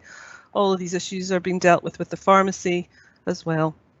We've also identified additional workforce from the partnership who are not vaccinators normally, and I think we had about 60 people volunteer extra hours to become vaccinators, and they will be trained up. They are clinical staff, so a band 5 or above in Agenda for Change, who are just getting some additional training. Some can already, like podiatrists and physios, able to give some injections, but others will receive additional training, and they will support general practice and man probably the partnership clinics. Okay, and can I just further understand how does, if one is eligible for the vaccination, letters are coming out, is that what you said? Well, Scottish Government do that in the normal way. If any of you are over 65, you've probably had a letter in the past, so that these have gone out from Scottish Government. It is understood at the moment that Scottish Government will issue the letters to the new age cohort later in the year. We think around November. That hasn't been made exact dates yet. They will receive a letter which hopefully says ring your GP practice to make an appointment. Okay, so no matter which venue is most convenient, the application process or the appointment process, should I say, is through your GP practice, is that right? At the moment, the majority will be through the GP practice. It may be that in November, when the second cohort comes, we may be able to, by that time, have a central telephone system, and we're just working on a plan to see if that would be feasible at the moment. But as you can understand, this is a fast-moving, changing world, and we're just trying to adapt ourselves at the moment, be very flexible around how we address this to ensure the whole population that requires to be vaccinated, including our care homes as well, and our staff. There's also a separate staff flu programme which is run by Deborah McSwiggan, and so that will complement the whole of the flu vaccination in P&K. Just to add to that, the order books, if you like, the appointment books are already filling up. So this isn't, we're not sitting with empty books. Many practices are actively phoning, writing, texting, organising appointments. So that's a very proactive picture at the moment. Thank you. And if I may, myself as chair, and perhaps yourself, Dr. Dougal, as associate medical director, this is an opportunity for us to put out a public message to people about the importance of the flu vaccine, and obviously it's very important every year, but even much more important this year than ever. And I just wonder if you would like to put some comments on record that our friends in the media can put out there. Yeah, absolutely. I think you've highlighted it already, Eric. I would completely agree. It's really important. It's probably important for two reasons. If you get COVID and you get flu at the same time, you're obviously at very significantly increased risk. And also the pressure on our services. Often we know that winter is a stress point in all of our health and community services. And if you add in a COVID surge on top of that, then it's going to be really difficult to maintain the level of services that we want to do. So it's really important that if you're eligible for flu vaccine, that you really take the opportunity to avail yourself of that. Thank you. Okay, Councillor Duff, sorry, I jumped in before your question. You were in before me, but apologies for that. No, that's okay, Convener, that was relevant. My question was round about Table 1 under paragraph 2.3 and the difference, trying to understand the difference between the anticipated expenditure column and the optimum implementation column, which is obviously quite a difference, about double one from the other. I just wondered if there was some comment that would want to be made regarding these two. Yeah, I'm happy to pick that up, John. You're referring to the last column on the right-hand side? Yes. Yes. Yeah. So what we were asked is, we were asked if you were to deliver an optimal service under all of the headings that were in the GMS contract, what level of personnel would you require to do that, and what level of budget would you need over and above what you currently have to do so? Now the models have changed, so we know that pharmacists in practices are incredibly valuable resource. They are able to see patients. They're able to optimize medication. They're able to run clinics. They're able to run queries and make sure that that there's proper reconciliation of discharge medications and changes from clinics. So they really are a great asset. At the outset, we probably had 10 whole-time equivalents in Perth and Kinross. We probably modelled it on requiring around 19. But as we learn from different experiences across the country, we know that even that's not enough, and probably 26 or 27 pharmacist full-time equivalents would be what we would require in our team. So that means that there's an additional number of staff that we can do that. Our urgent care, our ANPs are building up. We're building up experiences, what they can do in the community, but we really don't have sufficient capacity to deliver that in its full optimal state. So I could go through each of these and describe them to you, but really it's a sense of what would really support all of the things that GPs have been doing for a long time that others could do to release general practice to provide and focus on their roles as expert medical generalists. No, thank you, Hamish. That's helpful. Chair, if I could just have one further point of clarification. At paragraph 6.2, it says the financial management of the PCIP is delegated to the Chief Officer and Chief Finance Officer. Could we just clarify which Chief Officer and which Chief Finance Officer? Is it IGB or NHS?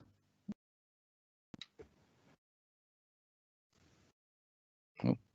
These are health and social care ring-fence budgets. So I would assume that's referencing the Perth and Kinross Chief Officer and CFO. Yeah, thank you. That's certainly my understanding. It's okay. It just didn't specify in the report. I just wanted to clarify that. Thank you. Okay. Are there any further questions? Yes. Yes. Yeah. Yeah. I'm interested in the community, the CCAT, the community, what do you call it? Community care and treatment services. Yeah. Now, obviously, there was an allocation there of, I think, 370,000, of which you spent, I think, about 200,000 of that.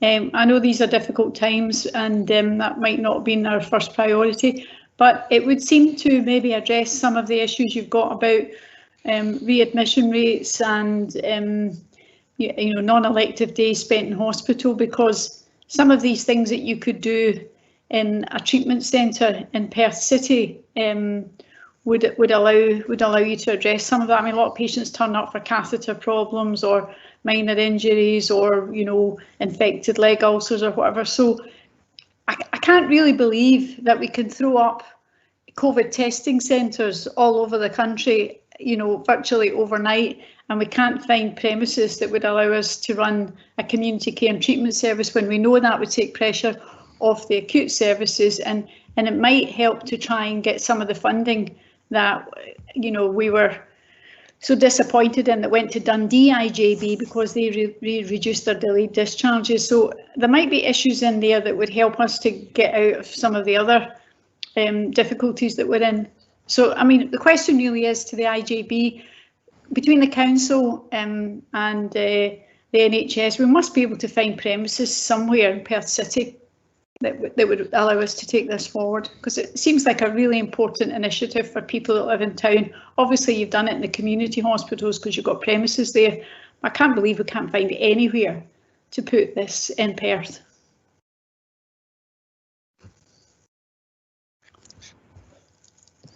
Is anybody able to comment on that?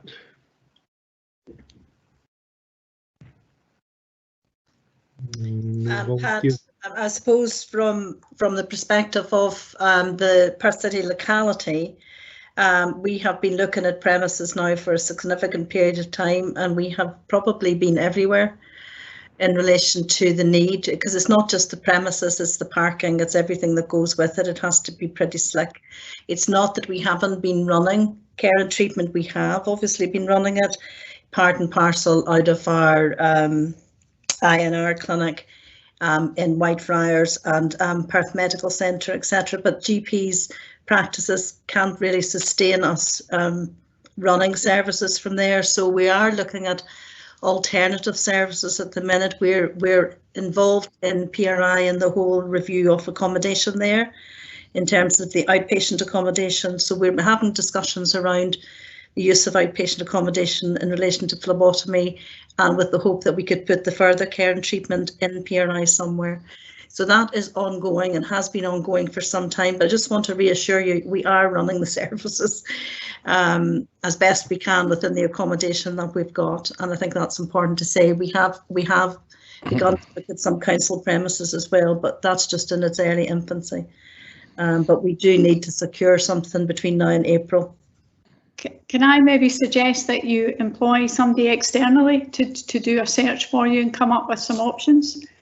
Because it seems like a really important initiative, and there's potentially looks like I think 1.5 million if you take it to its full implementation. So, I mean, if you spent a little bit of money on consultancy, getting some property people in to look at it for you, I don't think it would be a huge job, might not be a huge cost, and it would allow you to get ahead and make a decision.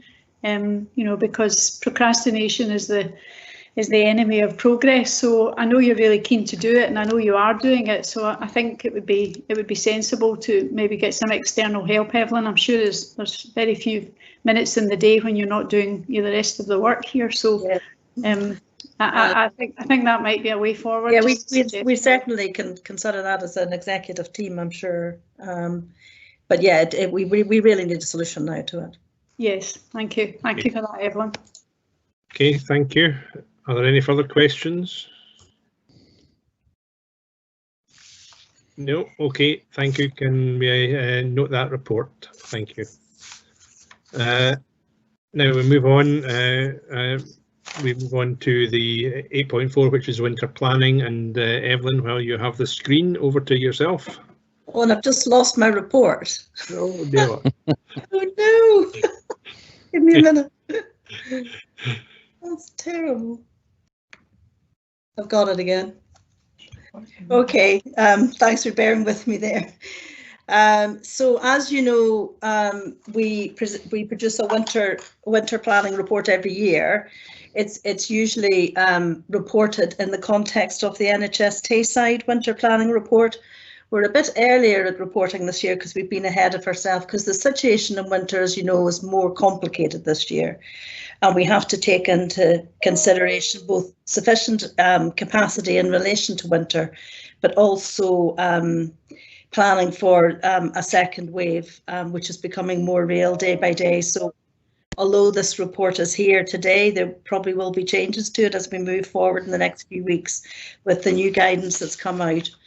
What the report does is just lays out the governance arrangements, which I think IGB members will be pretty clear about in relation to the governance being through the on-schedule care board at NHS Tayside, and for us, local winter planning group, which is going through our command structure. The reason for going through the command structure this year is to really be examining data escalation processes, staffing levels on a week-to-week basis, which will be necessary to get us through both winter and a resurgence of COVID. So the pressures on us this year are stipulated in the plan at 2.6. We'll have to consider a resurgence of COVID, disruption to health and social care systems, a backlog of non-COVID care and possible influenza. And these are the areas we've been asked to consider by Scottish Government. So the proposals that we've put forward are underpinned by our remobilisation plan. So what we've tried to do is to give you a little bit of a flavour of what we would be doing anyway as a core development as part of our strategic plan, what we've put forward through the mobilisation plan, and what we've put forward for winter planning funding. So that's what this is laying out. So the first proposal is the influenza proposal. I'm not going to go into it because I think we've had a good discussion around it. What I would say, and we didn't probably mention it in the last conversation, is the extension of our vaccination programme for social care staff as well as healthcare staff this year. So there will be encouragement from the management team to ensure that we do as much of that as possible. I think what is important in our planning this year is there's been a complete change in relation to urgent care, and this is a Scottish Government directive to all health boards, and very new information for us actually to get our heads around. But we have to look at basically urgent care responses to 111 and the ED department, and really trying to move from an urgent care system to a scheduled care system. So each of the boards are being asked to look at, initially it was their COVID assessment hubs, and really looking at changing them into sort of flow centres. We obviously our COVID assessment hub is now in Dundee, so we are looking at, and PRI will be looking at a flow centre in PRI where people will be appointed to the right pathway. So as people are triaged, they'll be appointed to either an ED pathway, an urgent care pathway, an out of hours pathway, community pathway. So our response to that from Perth and Kinross is to say, what do we need to do to support those changes? So some of that will be about much more engagement with our primary care services, because as people, for example, have a respiratory exacerbation and it is in the out of hours period or even in the in hours period, they can be directed to this flow centre where they will be assessed and triaged and supported. So if we go to 3.10, what we've done is we are putting in enhancement around the front door to support our people in Perth and Kinross that have to go or being triaged by a flow centre, and supporting them either back home and into the evening and overnight. So we are going to test over the winter an evening and overnight service. The evening service will support more district nursing in the evening time, and the overnight service will be very much district nursing and social care integrated service. So that allows us, we do have these services, but they're very small, so it'll test a different flow and a different pathway for us over winter. We have also secured funding for that, you'll see in the funding section from the winter plan. In relation to enhancing hospital discharge, we've got some funding there. Again, that's for probably more complex discharges that we're seeing being admitted in and around our psychiatry of old age services, and we really need to be planning from admission on how we support people home with that. We have added to our report our specialist respiratory service. Now, those that have been with us long enough will know that we funded that through our budget setting process. However, it has taken us a bit of time to secure a team of people. So we have now secured a respiratory team, which is really positive, and the posts will be in place by November. So initially the respiratory team will support the front door and the flow centres and will work very much with acute services and building up their knowledge and skill, that they are absolutely a community respiratory team that will support people with exacerbation of COPD, etc. We have also added to our winter plan through the mobilisation plan enhancement to care home support, and that again is additional nursing staff to support care homes over the winter period and to be able to respond rapidly to care home needs by looking at a single point of contact for that through our link service in particular. So in relation to mental health and wellbeing, we've talked about this before through the remobilisation plan and the investment we've put in. We would like to probably do a deeper dive into what more we can do over winter for people who are experiencing more of an anxiety and depression, which has been seen through sort of people that have either had COVID or been isolating because of COVID. And lastly, the surge bed capacity, we've agreed across the system this year that we will be looking at a number of surge beds in PRI and 9 wells in order to support winter pressures. But I think the move really this year is to focus more on prevention of admission and the front door, which really suits our strategic direction as an IJB. So I'm not really planning to say anything more. I'm happy to take questions and hopefully I can answer them.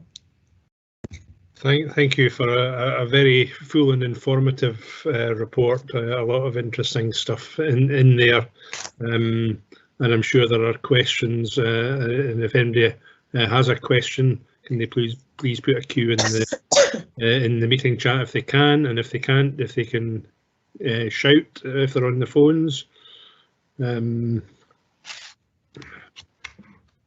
Just while we're waiting for any questions to come in, Evelyn, just again thinking from the point of view of Perth and Kinross, what you're saying in relation to the viral illness and the navigation flow hub.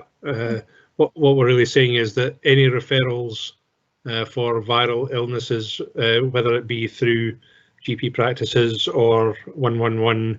Or any non-emergency situation will go into the PRI hub, and it's only blue light services and emergency resuscitation that would be an ambulance transfer to 9 wells. Is that right? I think the detail still needs to be worked out, Councillor Drysdale, in terms of what goes to GP practice and what goes during the day, and then out of hours what happens with the flow centre. So there will be an element of respiratory that will go to the GP practice and be triaged there, but the flow centre will be an option as well. Okay, thank you. Do we have any questions? No, we don't. You've done a good job. You have. I mean, it really is a very informative report. So on behalf of the board, if I can thank you for it and for the update that you've given.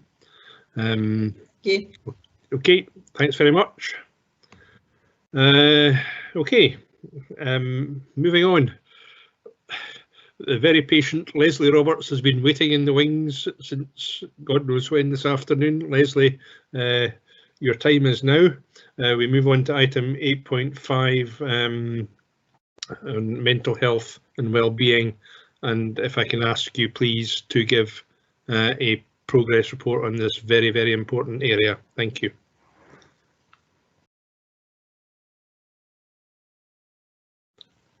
Or not.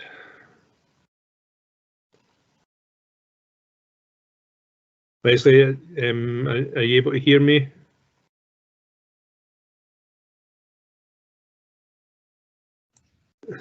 Leslie is muted. Oh,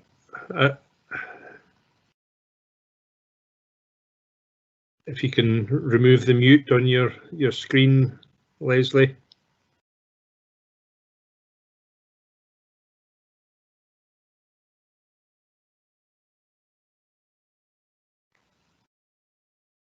Can I just check that Leslie is not on the phones? She's on the call, on this call. Is that right? She is on screen, but her device is muted. Yeah, Leslie, if you can click on the microphone icon on your screen, if you click on your screen somewhere, you should see a microphone icon. If you click on that, it should unmute you.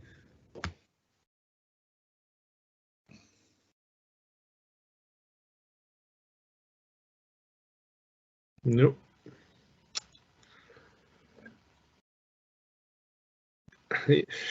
Saying she's unmuted at her end. I wonder if officers can assist her.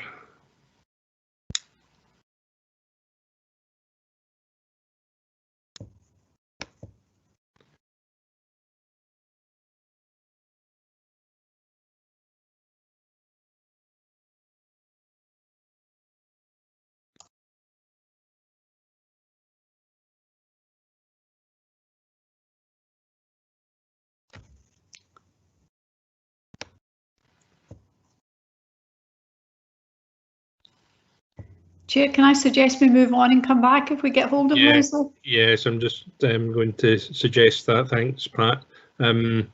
Leslie, if you want to work with officers and using the chat, as you'll see, it's been suggested that you leave the meeting and rejoin Leslie. What we'll do, and if we may, while you do that, we will move on to item 9.1 on the agenda, which is the Adult Support and Protection Biennial Report 2018 to 20. Now, I don't know if Jackie Pepper has managed to rejoin the call. She had to go to a meeting with the Home Office earlier. Are you back on the call?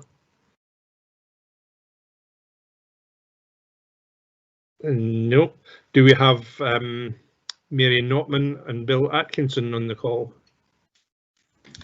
Yes, so, hello, good afternoon. It's Bill Atkinson here, and Mary's also with us. Are you happy with me just introducing the report? Absolutely, thank you, Bill. Yeah.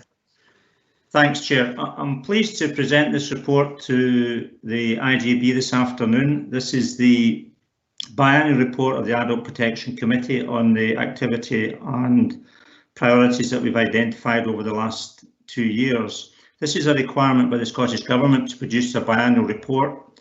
In Perth and Kinross, we've had a practice of producing an annual report for a number of years now.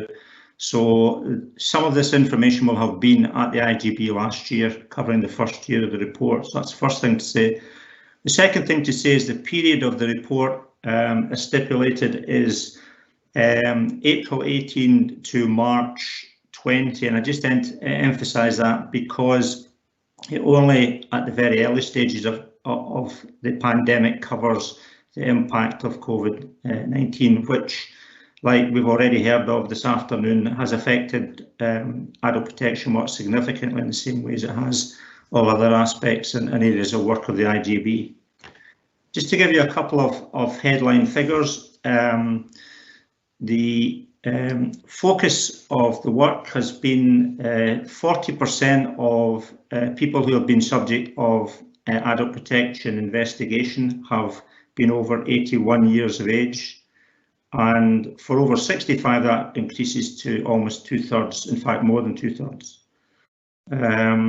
Not surprisingly, therefore, the main most prevalent condition around is dementia and frailty in over half the cases. And the types of harm that we deal with are financial harm makes up about 1/3 of our referrals. Physical harm makes up about 1/4 of our referrals, and neglect makes up about 1/5 of our referrals.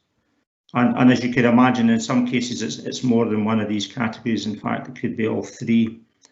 The other thing to say, I suppose, is that we do cover the range from 16 through. So although the focus in terms of numbers is at the older age end, in terms of quite significant challenges around are for our young people, and certainly in Angus they've just published 2 significant case reviews on people in the teenage age group, and we've got a significant case review at the moment in the Child Protection Committee, which would be a transition case also.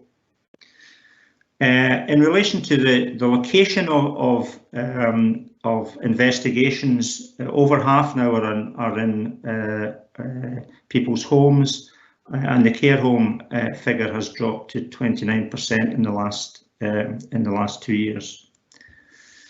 So really, in terms of the activity of the committee, we spent a lot of time trying to build up stronger connections across the public protection arena. And like many areas of our work, that's one that's been accelerated because of the pandemic. So we've got stronger ties and have developed these to a greater extent over the last 6 months across the child protection for transition cases, across the alcohol and drugs partnership, across violence against women partnership, multi-agency public protection arrangements for violent and sexual offenders, and a broader group of community safety partnerships. We've also been working more closely across Tayside and trying to develop collaboration and joint arrangements around learning and development, about learning, as I've just described, in relation to significant case reviews, and having, as far as possible, joint operational guidance and arrangements.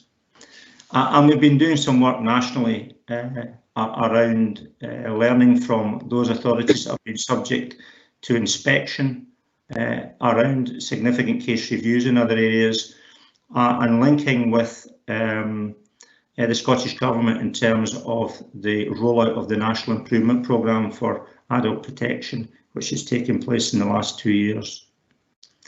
In terms of some of the key challenges and improvement areas, we've had a much stronger focus on self-evaluation improvement, and you'll see in the report a number of activities around audit, review, and analysis of key processes, more sophisticated collection and analysis and understanding of data, and a greater focus on risk register initially as an adult protection committee, more recently as public protection arrangements across all public protection services in Perth and Kinross. Like most adult protection committees across Scotland, we've struggled a bit in terms of getting fair and representative involvement from users and carers, and we made some progress certainly through advocacy services and much greater involvement of advocates in the processes around adult protection. But there's more work to be done there, and certainly we've been working with some of the carer groups, we've been working with ethnic minority groups and the local college to better understand the issues about how vulnerable members in their communities can be supported.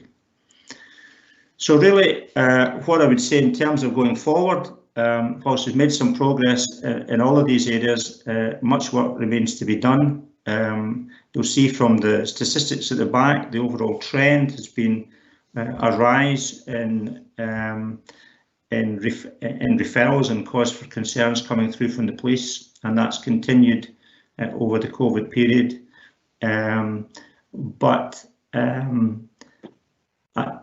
My overall assurance, I hope I'll offer, is that there are strong arrangements and partnerships operating within Perth and Kinross, and I'm grateful for the support of all the agencies that give this the priority that it deserves.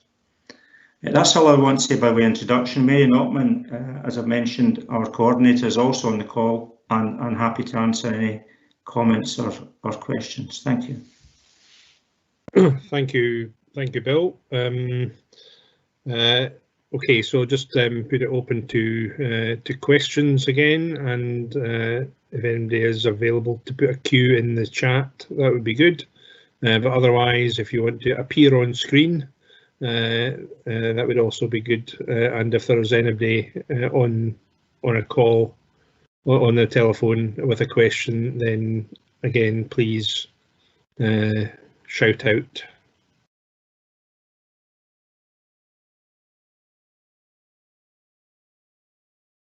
Appears to be no question. Oh, yeah, we have a question.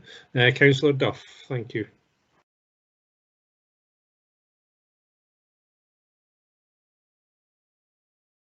If I can get myself unmuted as well. Yep, thank you, Chair. My question was with regards to the sort of infographic on the page, I think it was page 179, which says that 4% led to criminal proceedings. And I just wondered if actually the number of instances when it was felt that crimes were being committed were higher, but perhaps they couldn't be proceedings because of you know, things like dementia or illness and such like. And I wondered if what the difference was between criminal investigations, if you like, and the actual number that went to proceedings. Thank you.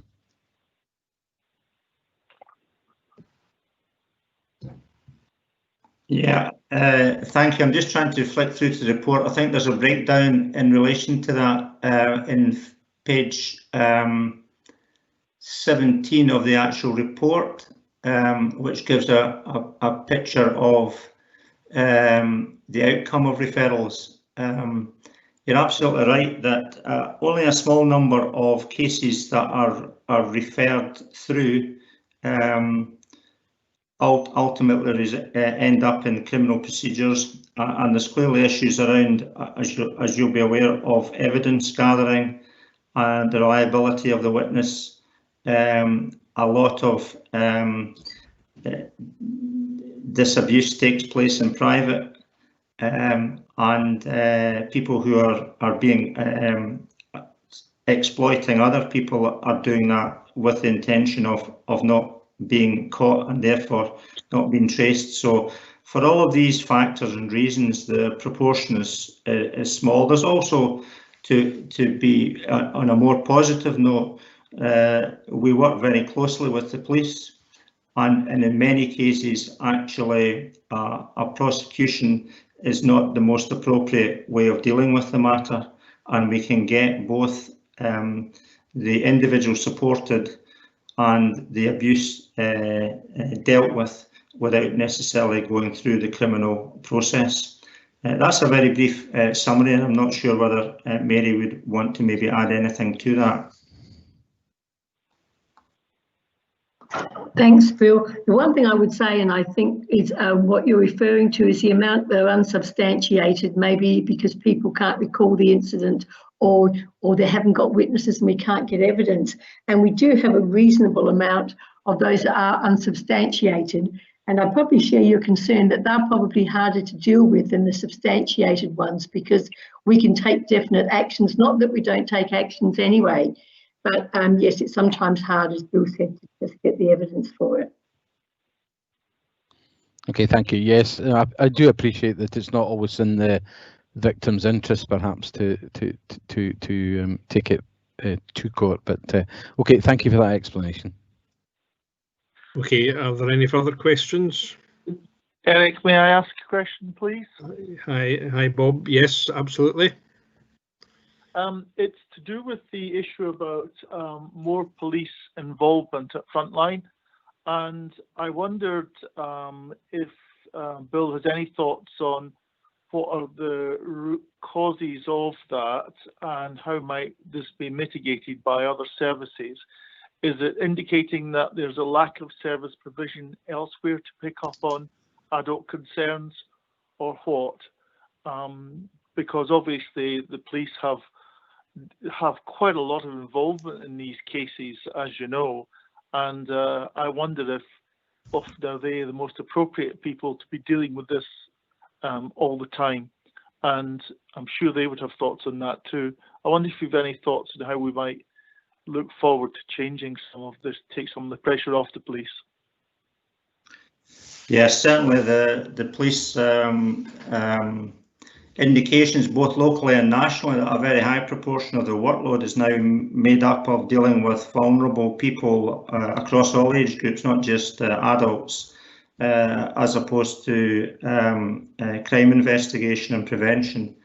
There's all sorts of reasons for that. I think from our purpose, what we try to do is to make sure that as wide a range of professionals and also the broader community are aware of adult protection issues and know how to report that, and that doesn't need to be through the police. You'll see from the report that there's been a lot of training, and we're grateful for the input, particularly around health, from Grace Gillen in particular, the work that she's done, and there's 2 new appointments, I believe, in her team about to be filled.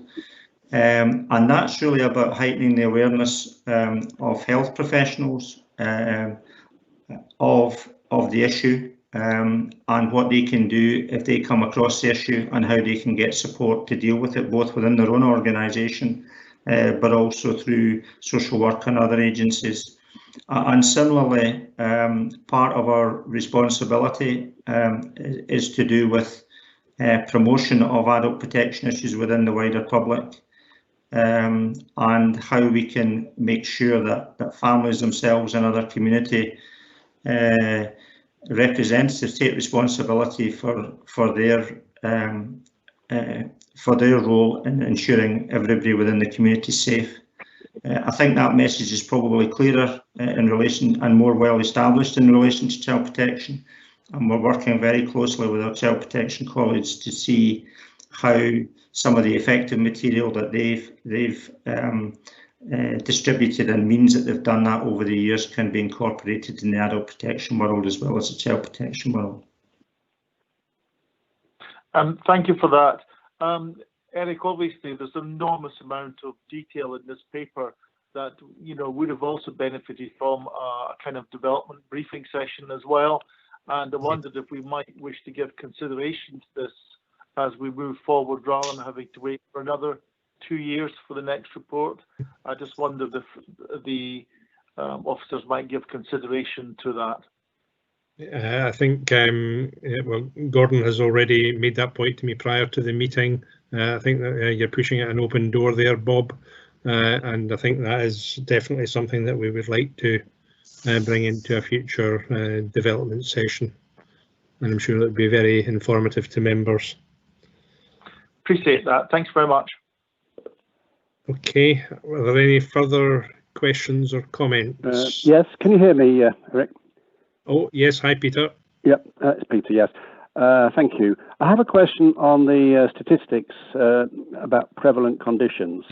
And my question is, how robust are these statistics? Because it's surprising that they dance about so much. So that, for example, on learning disabilities, it goes from 29% to 8% and then up to 14%, which is a surprising variation, maybe. Yeah, I'm going to ask Mary to answer that question, because Mary's been involved more directly in the production of the statistics. Thank you very much, Councillor. Yes, this has been a concern of ours for a few years. As you know, we used to have a dedicated learning disability team, where at that time the actual people with learning disabilities in the adult support protection process was running between 29 and 33%. Now, this was double the actual national average, which was a real concern to us too. Then with a couple of changes of structures and stuff, it then did a drastic drop down to 8%. So what we have done in the last year is, the last 2 or 3 years, is actually monitored the actual people with learning disabilities and whatever. And on the back of this, we have just done a focused audit on people with learning disabilities to ascertain that we are making the right choices, that the decision making around whether they proceed to ASP or not is quite robust. So we are doing a lot of work, and I think that's a valid point. It is at the moment sitting at 14%, which is the national average. So we are now back to the national average, but it is something that we are actually scrutinising across Tayside and across national data to see just what areas we are different in and just what those reasons might be. But we've done a few audits on this in the last couple of years to check. Thank you. Thank you. If there are no further questions or comments, we are required as a board to approve this report prior to it being passed to the Scottish Government, and I move its approval. Do you have a seconder? Yes, Chair, I will do. Thank you, Vice Chair. Anybody otherwise minded? Okay, that's approved. Thank you very much. And thank you, Bill and Mary, not only for your presentation, but also for your patience. Thank you very much. Okay, thank you. Now, I've been watching with a mix of excitement and consternation as Leslie Roberts, the Programme Director for Mental Health, has joined and left the meeting. I'm taking it that the last one is left, so she's not there. Which is really, really unfortunate, because it is obviously a very, very important paper. Whilst we move on with the agenda again, as we must, can I ask officers to liaise with Leslie and try and find a way to get her into the call, even if it is on the phone? I shall leave them to try and do that. And we move on.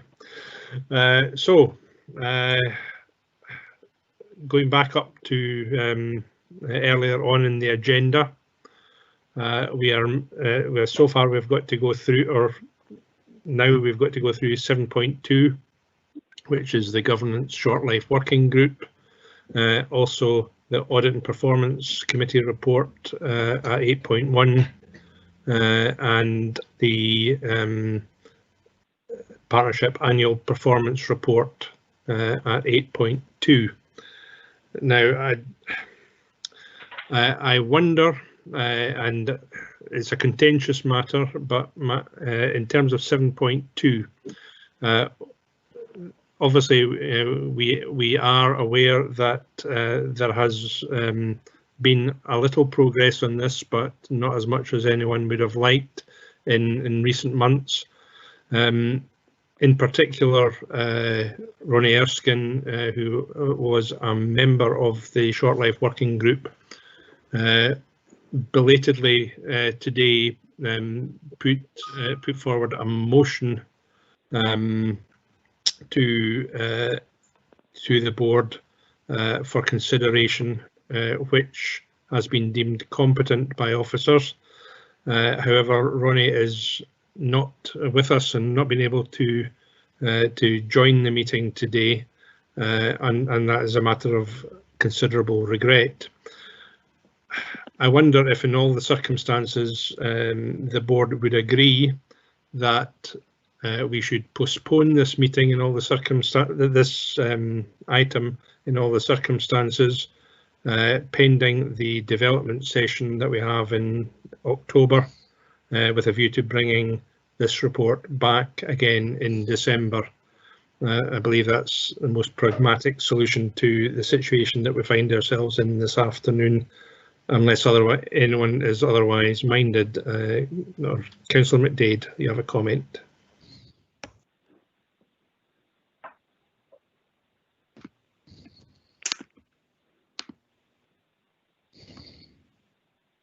Sorry, I think I'm now unmuted.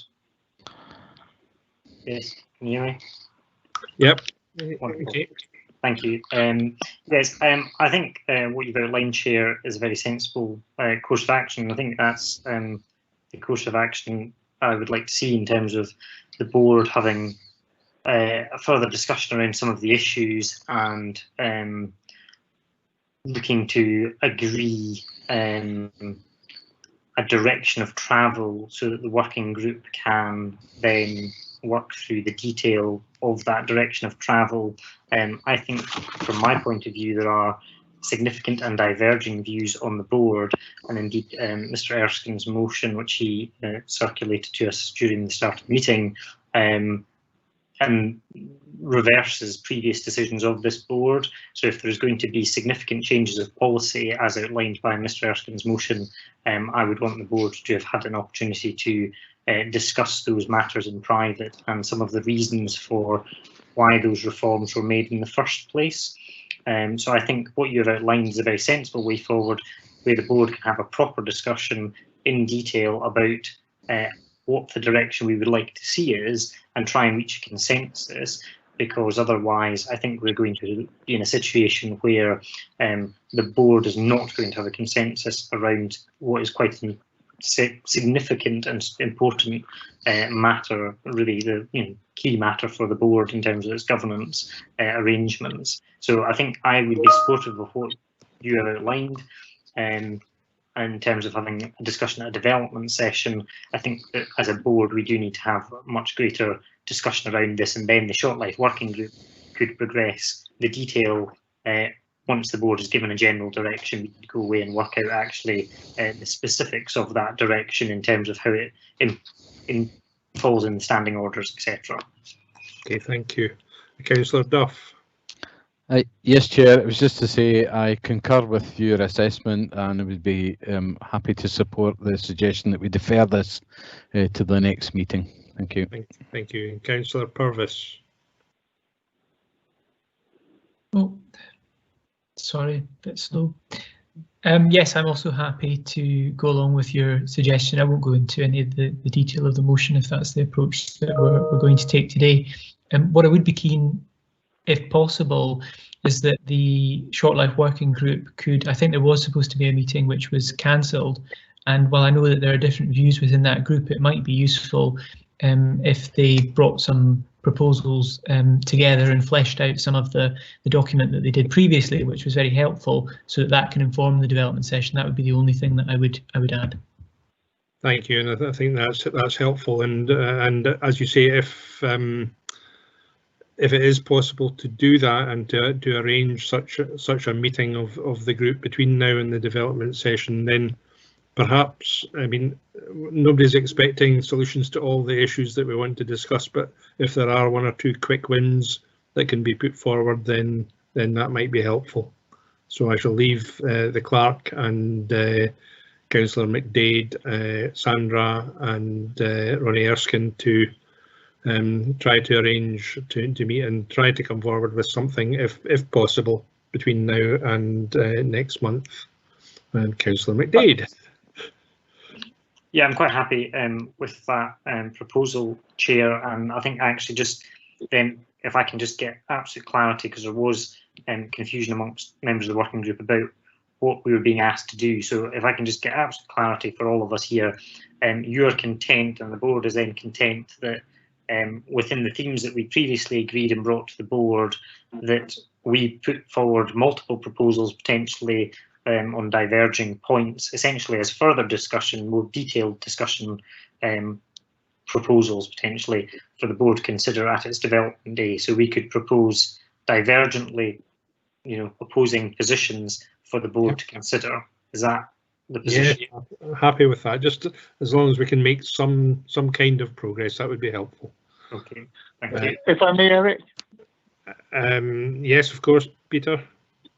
It's Bob here. Oh, sorry, Bob. Beg your pardon. That's okay. I think I just want to underline that there have been difficulties in coordinating meetings, etc. And I think it would be a pity that we're not left in the same position again come the next development session in October. And I would think that I would certainly wish to look at some of the key issues within this motion that we can have some quick wins on, Eric, and that we would be able to agree a way forward fairly rapidly on some aspects of this, not least being one of the main issues around about finance and budget, and ensuring that that is properly scrutinised at standing committee level. And I'm saying that because I'm aware that Mr. Erskine isn't here. Okay. Yep, we just got a bit of an echo from you at the end. I think we get get your comments there, Bob. Thank you. Sandra, you had a question. Yeah, just that I seem to have managed to have missed the circulation of the motion. Could that be recirculated, please? Just so that I can have sight of that. Yeah, although the motion, to be clear, the motion or the proposals that went with the motion. Yeah, I think yeah, absolutely. What I would say is that that is regarding that as withdrawn for the time being, and there will need to be discussions with Mr. Erskine about the motion and the process, so that we can give everybody involved, including yourself, obviously, the opportunity to consider matters fully in the round over the next month. But yes, absolutely, we'll circulate the terms of Ronnie's motion to you as soon as possible. Yeah, thank you. Councillor Purvis, a further comment? Sorry, thank you, Chair. It was just very briefly to pick up on one of the last points that Mr. Benson raised about quick wins, and again, not to go into the detail of the motion. I think this is why it's so important that the short life working group brings forward some possibly differing proposals, and those are then subject to full discussion, because certainly from some of those things that were brought forward, I would see them as steps backwards rather than quick wins. So I think that's why we need to have full discussion, and also give opportunity for, particularly in relation to things like the Audit and Performance Committee and Budget Review Group, for someone like myself to explain the rationale behind why we made some of the changes in the first place. And indeed, if other members then want to change that based on their own experience, and that garners a majority of support, that would be absolutely fine. But I think that there's just a concern there that we haven't maybe had that full discussion. So that's the only thing I would add. Okay, that's very helpful. Okay, thanks everyone for your comments. We'll proceed on that basis and bring this back to the next meeting of the IJB, by which time we'll hopefully have some firm recommendations or proposals to consider. Okay, now while the going is good, I think we've got Leslie Roberts on the phone, are you there, Leslie? Come in, Leslie.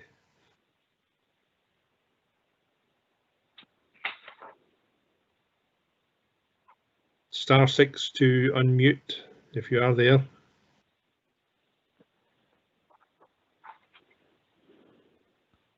Can you hear me? Ah, hello. Hello, Leslie. I'm sorry, it's been a bit of an afternoon for you, and I do apologise. It's far from ideal, the situation that we find ourselves in. Obviously, mental health and well-being is a very, very important topic, and it is a real shame that we find ourselves in the situation that we now find ourselves in. This is an interim update, and so but it's nonetheless important that members have the opportunity to receive that from you, insofar as you're able to on the phone. So over to yourself, and I hope you don't mind taking one or two questions at the end as well.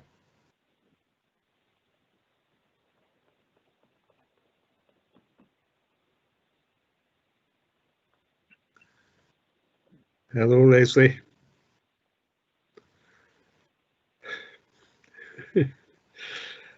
This is going so well. Dear. Hello. I heard a little voice there. Can you hear me? Can you hear me? Very, very faintly.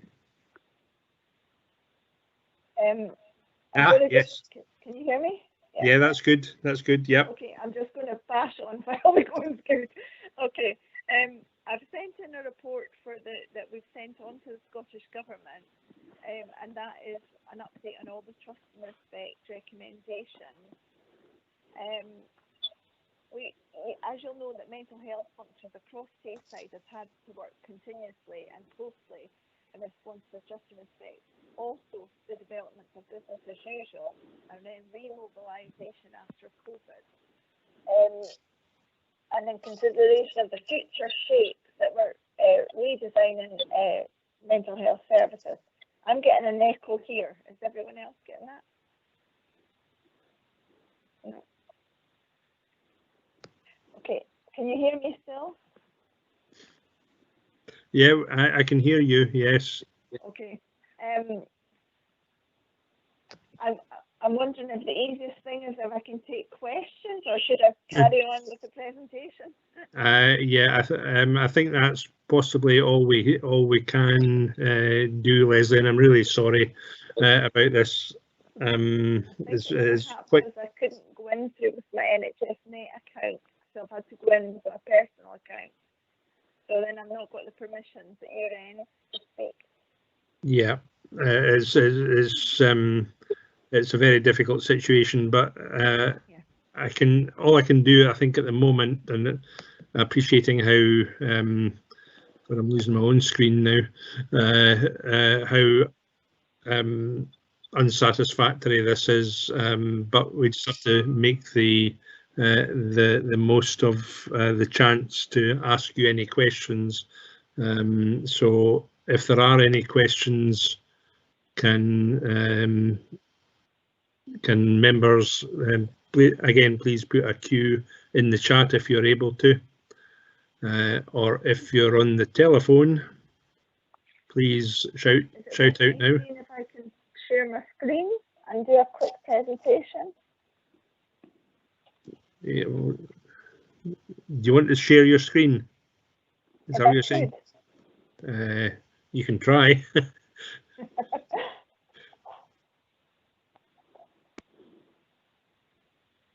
Can you see that? Yes, it's a little small, but yes, it's that's good. That's readable. Yes. Hold on a minute, I'll just adjust it to get full screen.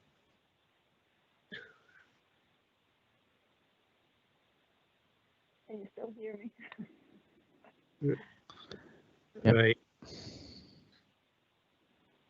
So are you able to give a brief overview again, Leslie, just in a few sentences? Yeah. So I just wanted to go through and help you understand the governance structure, which you can see here, and then our current successes in the programme, the vision for mental health services,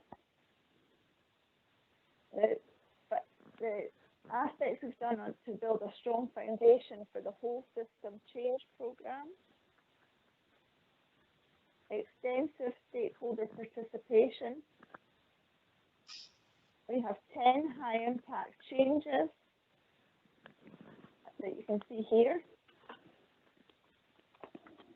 and more detail there.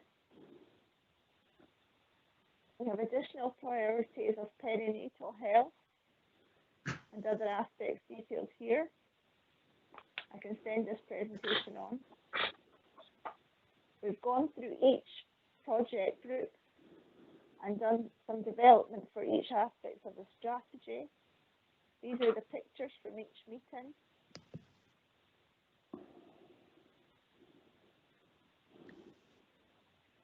This is the comms and engagement plan, pictorially depicted. Again, the governance structure. And our priority at the moment is the strategy. And you can see the approvals, so we'll come back to the IJB with a draft strategy. Any questions? Okay, thank you. Now, I mean, having read that report in some detail, both for the NHS board and before today's meeting, it's a very, very good report and very informative report. But appreciate that IJB members have this one opportunity for now to ask any questions that they may have. I appreciate it's difficult, but the opportunity is there at least to ask questions. And Councillor Purvis, you have one. You're assuming I have one, Chair. Okay. A strong assumption, but okay, I'll start with one. Thank you for the presentation, appreciating the difficulties. Oh, we can see you now, Leslie. that you have been having. I just wanted to ask first on the governance structure and the chart that was available in the appendix. While we obviously all know that there have been significant changes in terms of the strategic management responsibilities now being transferred from Perth and Kinross IGB to NHS Tayside, my understanding was that there was still the IGB in Perth and Kinross retained strategic policy setting responsibility for inpatient mental health services. And while there is an acknowledgement in the report about the fact that IGBs will have to be involved in setting the strategic direction, it doesn't make the distinction that in the case of Perth and Kinross IGB, that responsibility is slightly different than for the 3 IGBs. So I'm just wondering if that's something that could be updated to reflect the different situation. Absolutely, and I think that comes into the work we're doing on the delegation. That's one of the recommendations in Trust and Respect, where we review the delegation. Okay, thank you. And just to follow on from that, if I'm allowed, Chair, that in the section 2.3.5 on governance, where it talks about setting up of an NHS Tayside mental health partnership forum, I'm wondering, is this, who is going to be on that?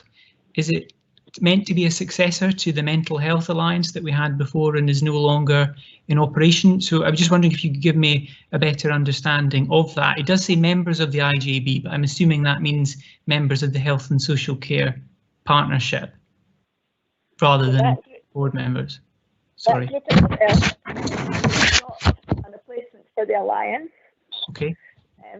That group is about staff engagement, essentially. Right. Across all aspects of Tayside mental health. Thank you. And just a little bit later on in the same section, it talks about the scrutiny panel. I'm just wondering what the composition is of that. Okay, the scrutiny panel currently has the directors that are named in that September report that you've got as a document, and then also there is a chair and a council leader asked to sit on that, which the next meeting is Monday. I'm not sure which council leader is going to sit on that. I think it might be Dundee council leader. This is if you like, a rehearsal group before the larger SLG, where all the IGBs and all the council are involved, which is on Wednesday next week. So the scrutiny panel just looks in detail at the recommendations which are off target. Okay, so I suppose what I'm trying to understand is this an operational level scrutiny panel, or is this a strategic, where board members are looking at the objectives and seeing whether they've been met? I'm not sure. When you say council leader, are you talking about John Alexander, or are you talking about the chief executive of the council? I think it's the chief executive of the council. Okay. Right. Thank you for that. Currently, the scrutiny panel, it's only met once, and it met on the last day in September, and it was just a forming meeting to decide who should be on the panel. Okay, and very briefly, my last point, sorry, is quite difficult here, so this is difficult for all of us. If that's the case, that's at an operational level, I'm just wondering, in terms of reporting to the IJBs and NHS Tayside going forward, you've talked about the need for it to be approved by the integration joint boards. How are you planning to ensure that the monitoring of this report and the appropriate amount of information is given to the integration joint boards, in particular Perth and Kinross integration joint board, in relation to the point that I was making earlier about those slightly different responsibilities that we have? We have a group called the SLG, Strategic Leads Group. Can you hear me better now? We currently have a group called the Strategic Leads Group, and that has membership of the chief executives of all 3 localities, or each IGB, each council, and NHS Tayside. Sorry, I think we're maybe talking at cross purposes here, and I understand that it is difficult. When I'm talking, so integration joint boards, I'm talking about the board members, the 8 of us, and the non-voting members as well, not operational, so officers. How are you going to take the information to the IGB to ensure that there's the appropriate scrutiny of progress? Hi there. I'm going to try it off hands-free and see if that's any better. So I've asked for the dates for the IGB meetings, and I've got them in my diary, and we will be coming back to the IGBs formally with updates on the recommendations. That's the plan currently. Okay, I'll maybe leave it at that. I do have some other questions, Chair, but they are about the community mental health and wellbeing strategy, so perhaps you could come back to me later on once others have had the opportunity. Thank you. If I may ask a question, Eric? Yes, just before you do, Sandra, I notice you have a comment rather than a question. So if we may, we'll go through questions first and then come back to yourself regarding a comment. Thanks. Bob? All right, sorry. I noticed, Chair, and I think there was a lot of things that Councillor Purvis was trying to get addressed, and I know that the authors are intending to have a further session at board level, but I do notice that in our development plan at the end of October, we have some time there around the community mental health strategy. And I wondered if we may slightly expand that to encompass some of the areas that have been quite difficult to discuss today because it's quite detailed paperwork. And I wondered if we might look at that to give Leslie a proper opportunity, and maybe Kate Bell as well.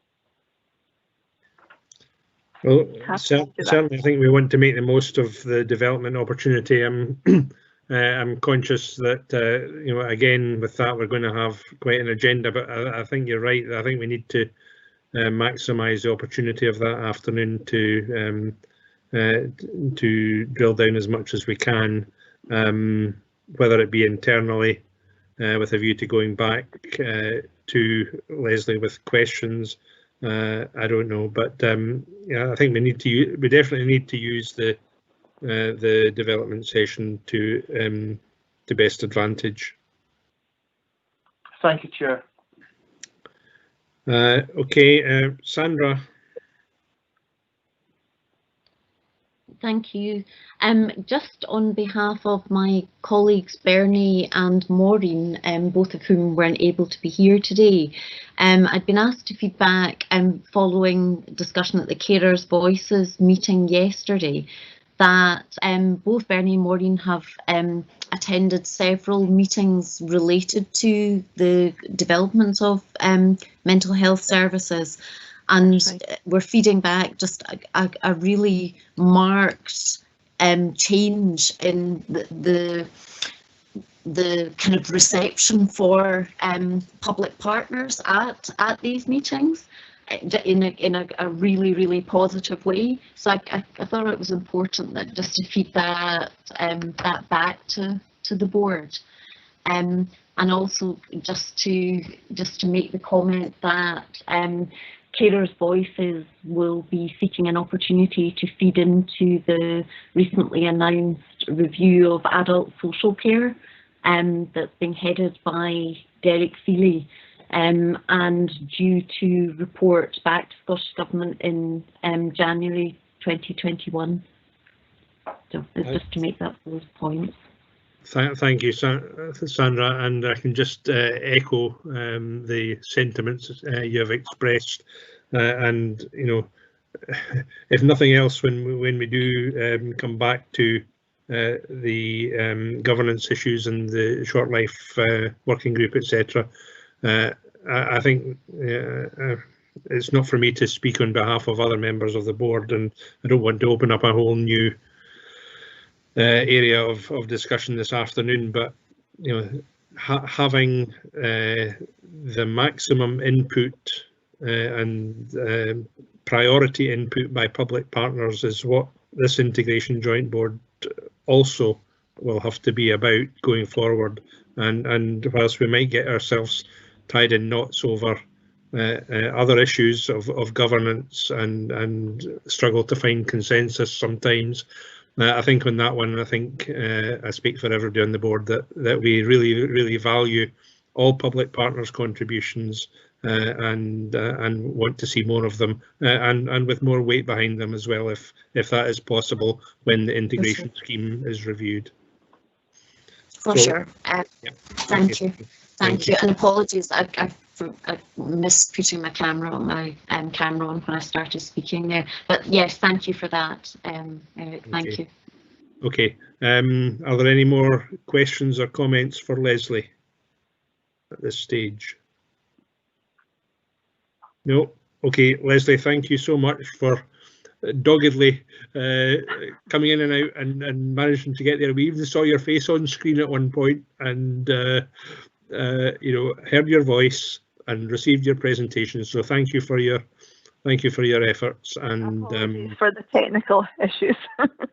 Yeah, absolutely. And hopefully next time we can get a more smooth presentation. Not that it's your fault. It's the technical issues that we've had today. So thank you for your time and persistence. Thank you. And I'm very happy to have questions thereafter. Thank you. Bye. Okay, thank you. Okay, so where were we? Right, so now we're getting there, and we're now jumping back up to item 8.1, and I do apologise, Councillor Purvis. I just realised that I didn't come back to you for other questions, but you'll perhaps forgive me. It was unintentional. It's all right. You were going to come back to me anyway, so I suppose we can kill two birds with one stone, if that's all right. Absolutely. We'd kill a couple of birds with a stone. Then off you go. Okay. It was just to ask for an update. I wasn't sure where else on the agenda it was appropriate, so I thought under mental health and wellbeing that was the right place. On the community mental health strategy, there was a document circulated which I think the timescales looked very encouraging, because we did raise some concerns at the last meeting about further delays to this. Some of those dates have already passed, so I was just wondering if perhaps the Chief Officer could give, or someone else could give, an update on where we are with that. And the second part of my question is, to what extent can we be assured about we've talked a lot in the past, as you just have, Chair, about professional bias, ensuring that third sector service users and indeed carers as well are fully involved in this process. So if you could just perhaps answer those 2 points. Gordon, are you able to come in on that? Yes, I'd be delighted to update Councillor Purvis on the challenges that we're encountering in this regard. So the IJB were insistent that we should progress as a matter of priority the development of a local community mental health strategy, and we had outlined indicative timescales which were shared by correspondence, because we didn't have the opportunity to discuss that. Time didn't permit it at the development session. We had intended to work to those timescales, and we had absolutely intended to engage with wider stakeholders in order that we could inform the design and development of a local community mental health strategy. Some of the challenges we're encountering are that stakeholders are struggling to see the value of participating in the development of our local strategy when so much of their time, focus and attention is directed towards populating the work that's going on a Tayside-wide basis, and they have a number of concerns about why we would be developing a local strategy before the Tayside-wide strategy has been delivered later this year. So that presents us with a bit of a challenge, because we would wish to deliver on the IJB's ambition here, but there are a small number of stakeholders who are very actively involved in the work that Kate Bell and Leslie Roberts are progressing, and are struggling to contribute to the degree that we would like to the local local community mental health strategy. And as Leslie has just indicated in the chat, the Tayside-wide strategy development group is not supportive of the development of a local community mental health strategy, preferring that we await that strategy and deliver an implementation plan. So we're in a difficult place, and we're trying to progress it because the IJB have required that of us. We're also equally challenged by the fact that we are trying to support local community mental health providers with recovery and remobilisation. We're awarding these additional funding to enable these organisations to continue to provide support. So there's a challenge between the operational, the strategic, the local, and the Tayside-wide dynamic here that we're trying to negotiate a path through, and it may have an impact on what we produce, and it may have an impact on when we produce it, but it's very challenging, and I suppose that's probably as much of an update as I can give. I'm happy to answer any questions. I know that councillors may well have had representations from stakeholders. They are representing to us that they would be unable to continue to provide the level of support that we need to develop our local strategy, because, as you've heard, of how engaged they are in the Tayside-wide work. So it's presenting a bit of a challenge. Okay. Do you have any comments coming back on that? No, thank you. Thank you for providing that update, Chief Officer. I think that the reasons why I and others were particularly keen that this was progressed was because that it was a recommendation that was long-standing and not just something that was new. I think there's also the issue of having a distinct community mental health strategy for Perth and Kinross, and while we will need to have an implementation plan, as has been outlined for the Tayside strategy, I think particularly in more rural communities, perhaps we have more in common with Angus on some of these factors. There is a need for doing that on a more local basis, and clearly if you're having difficulty getting people to engage with that, then that's a problem which maybe we can pick up later on, because I wasn't aware of that until today. So, I mean, I have to say, and I would wish to emphasise and put on the record, there's no reluctance on the part of people to engage. There's just that question that they have about chronology, and also people are very immersed in the Tayside work. So, I mean, my view would be, for what it's worth, is that we await the Tayside strategy, we develop some actions in parallel, and the development and delivery of our community mental health strategy gives effect to what's been developed on a Tayside-wide basis, taking account of the particular challenges, the services, the demography, the conditions, the rurality in Perth and Kinross. We're very acquainted with doing this, so when the Scottish Government publish a national carer strategy or a national dementia strategy, we then look at what does that mean for our local delivery, what does that mean for our local strategy, and we work forward on the basis of the national and local and a shared ambition about how we move these things forward. The problem we have is that the Tayside strategy will not be developed in time for the timescales that the IJB would like us to develop a Perth and Kinross strategy. So we're trying to negotiate a way through what that means. I don't think we can be would necessarily expect to be surprised about the Tayside-wide strategy, because we are players at the table, and it's a significant amount of our officers' time is going into supporting the work streams and the development activity. So we can progress some of the work knowing how that wider development is proceeding. But it might just be that there's an issue around synchronicity and being able to satisfy the IJB's ambition to have one before the other, I suppose. Thank you, Gordon. And I see helpfully that Leslie has commented, and I'll just read it out so it's for the public record, that the Tayside strategy will be drafted next month and require Perth and Kinross localisation then. This becomes the P&K strategy with an implementation plan. And the first draft of the Tayside strategy is due to be produced next week. So in short, I think it's not that it's not moving, it's just we need, the Tayside strategy will take the time it requires to be approved, and we can dovetail in with that as appropriate as quickly as we can thereafter. Sandra, I noticed you've put a V in the box, which is next to C on the keyboard, so I imagine you've got a comment. I don't know if it's something for public information, actually. Yeah, no, it wasn't. All right, okay. So, and the V was by mistake. There's a message. Okay, no worries. Underneath no worries. that. I just thought C was next to V. Okay, right. Okay. So thank you for these further comments. Okay, now we move on to item 8.1. Audit and Performance Committee. Councillor Purvis, please.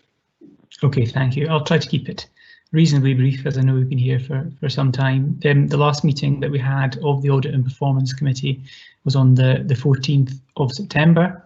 At this meeting, we had the opportunity to see the COVID-19 strategic risk register. There was a desire to see that combined with the existing risk register, but I don't think that work had yet been progressed. One of the issues that I raised, and I think others were keen to see progress too, was that we look at how the risks that we're dealing with as part of COVID-19 and our response to that, and our existing risks that we have identified affect one another, to ensure that we're on top of all of these. And we will continue to have the risk register coming back at each meeting of the Audit and Performance Committee, and that's been something that we've done for quite a long time now to monitor those. We also had quite a number of audit reports, including a report on performance management with a number of recommendations in that. We also had the progress report on the audit plans that have already been progressed by the Chief Internal Auditor. There have been some problems with ensuring that all of those could be completed, primarily as a result of staff being redeployed because of the coronavirus pandemic, as we've seen in many different areas. But we did have two of those, I think, completed, where one of them was for internal use, and so there weren't any recommendations that came forward specifically to the Audit and Performance Committee on that. There is an outstanding action in relation to financial issues which will be carried over into the strategy for 2020-2021, which clearly we're already in that year at the moment. One of the big items that we had on the agenda, and is on the IGB agenda as well, at item 8.2 today, it was the oh, sorry, I've jumped forward a little bit. Sorry, first we had the Partnership Improvement Plan verbal update. We didn't have a further report on that, primarily because of the operational requirements of tackling with the coronavirus pandemic, but we would hope to have a future report on that as soon as we can. In relation to the annual accounts, we had assurances from our partners. This included both the Council, Perth and Kinross Council, and NHS Tayside, ensuring that we could put appropriate reliance on the governance arrangements that they have in place. And also this year we had the similar assurances from Angus and Dundee IGBs, which I think is very important given that they host some services on our behalf.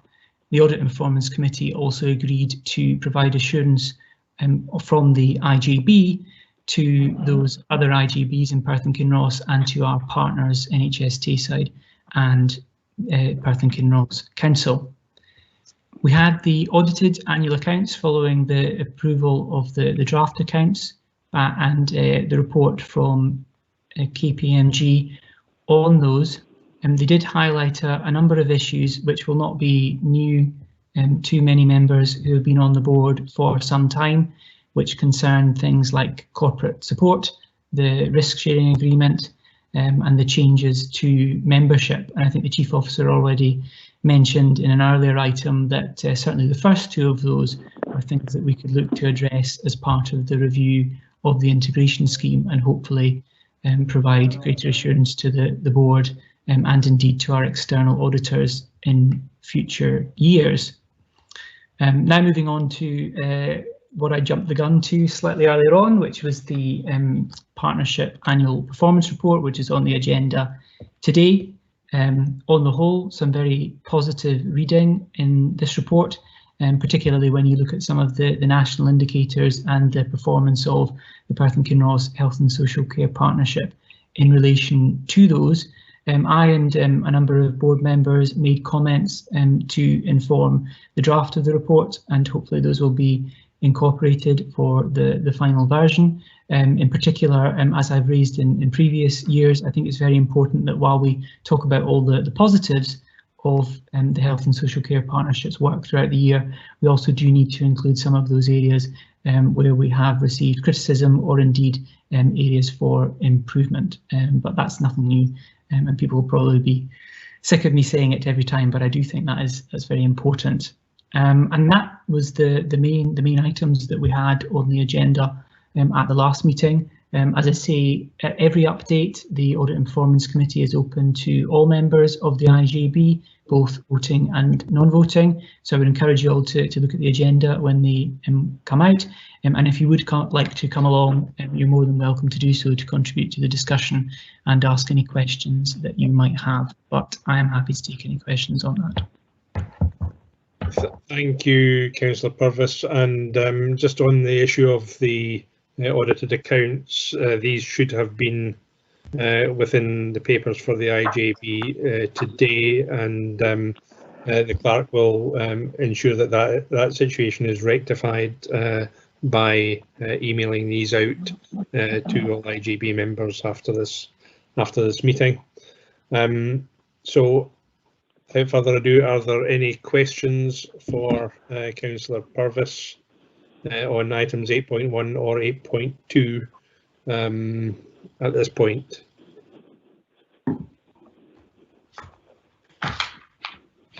Anybody on the phones? No. No. Okay, no questions. Okay, can we agree to note these reports? Thank you. Okay, right. Item 9.2, he says excitedly, IJB work plan for 2020-21. Gordon, can I ask you to speak to that report, please?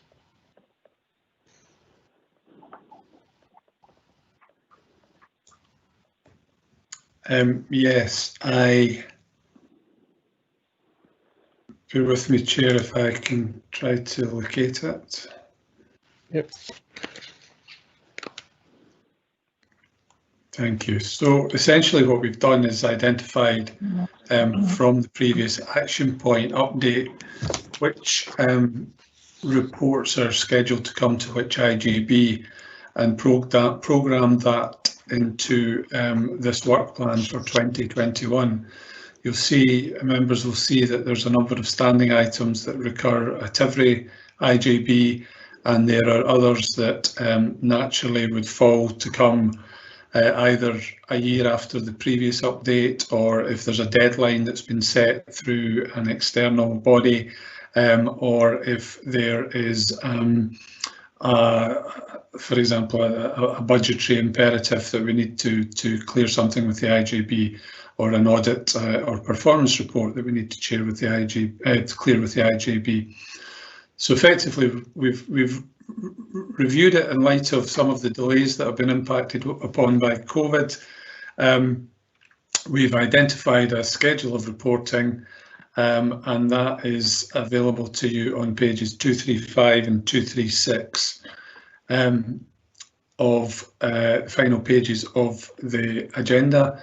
And beyond that, we have identified the scheduled development sessions and the intended input that we would be making to those development sessions on the basis of previous discussions that we've had, including Well, I think, you know, as you said, Chair, we might have to have a look at the October agenda, because we've probably just agreed to include public protection there.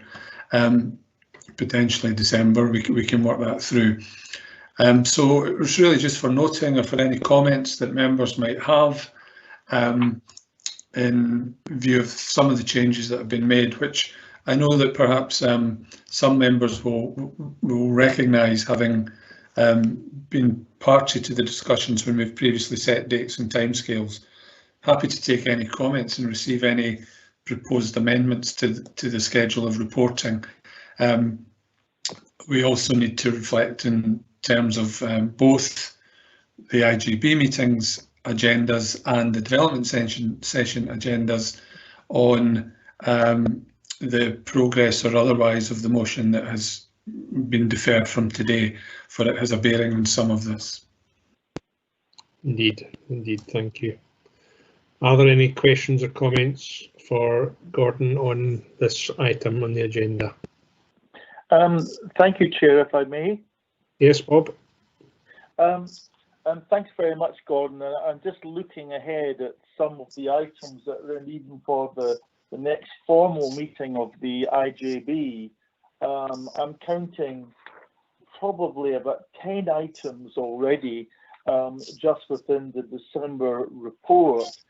And it strikes me, Chair, I wonder, in the light of, I think perhaps today's discussion as well, and realising when we're having to deal with a number of heavyweight papers that rightfully need to be understood and appreciated and scrutinised, that perhaps our 3-hour window may not prove to be adequate for us to cover this.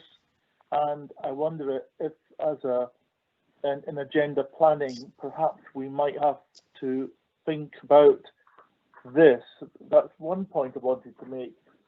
So, but the other one was, I noticed that we have in December we have a care at home review, and I was going to ask a question around, as you know, that there is an independent review of adult social care that's currently underway at Scotland-wide level.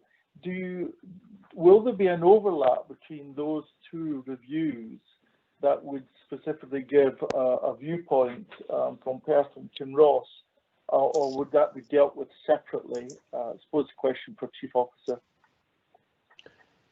Yeah, just on that first point, Bob, and acutely aware of the difficulties that we've had again today, and obviously not helped by the false start, if I could call it that. But even had we not had that, then you know, we're at 3 hours 20 minutes of a meeting, and we've fairly rattled through many of the items on the agenda. I think this is one of the issues that was linked into the governance and standing orders, and just the overall, the overarching how we run meetings, etc.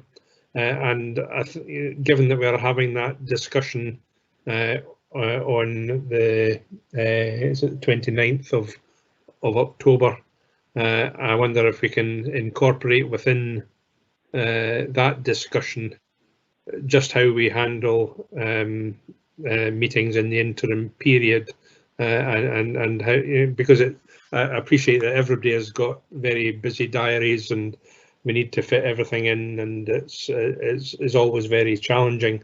But I do think that we just need to have a face-to-face informal discussion on how best to manage that in the development session, which is obviously 6 weeks before the next IJB meeting, so it would give us time to adjust things as we see fit at that point.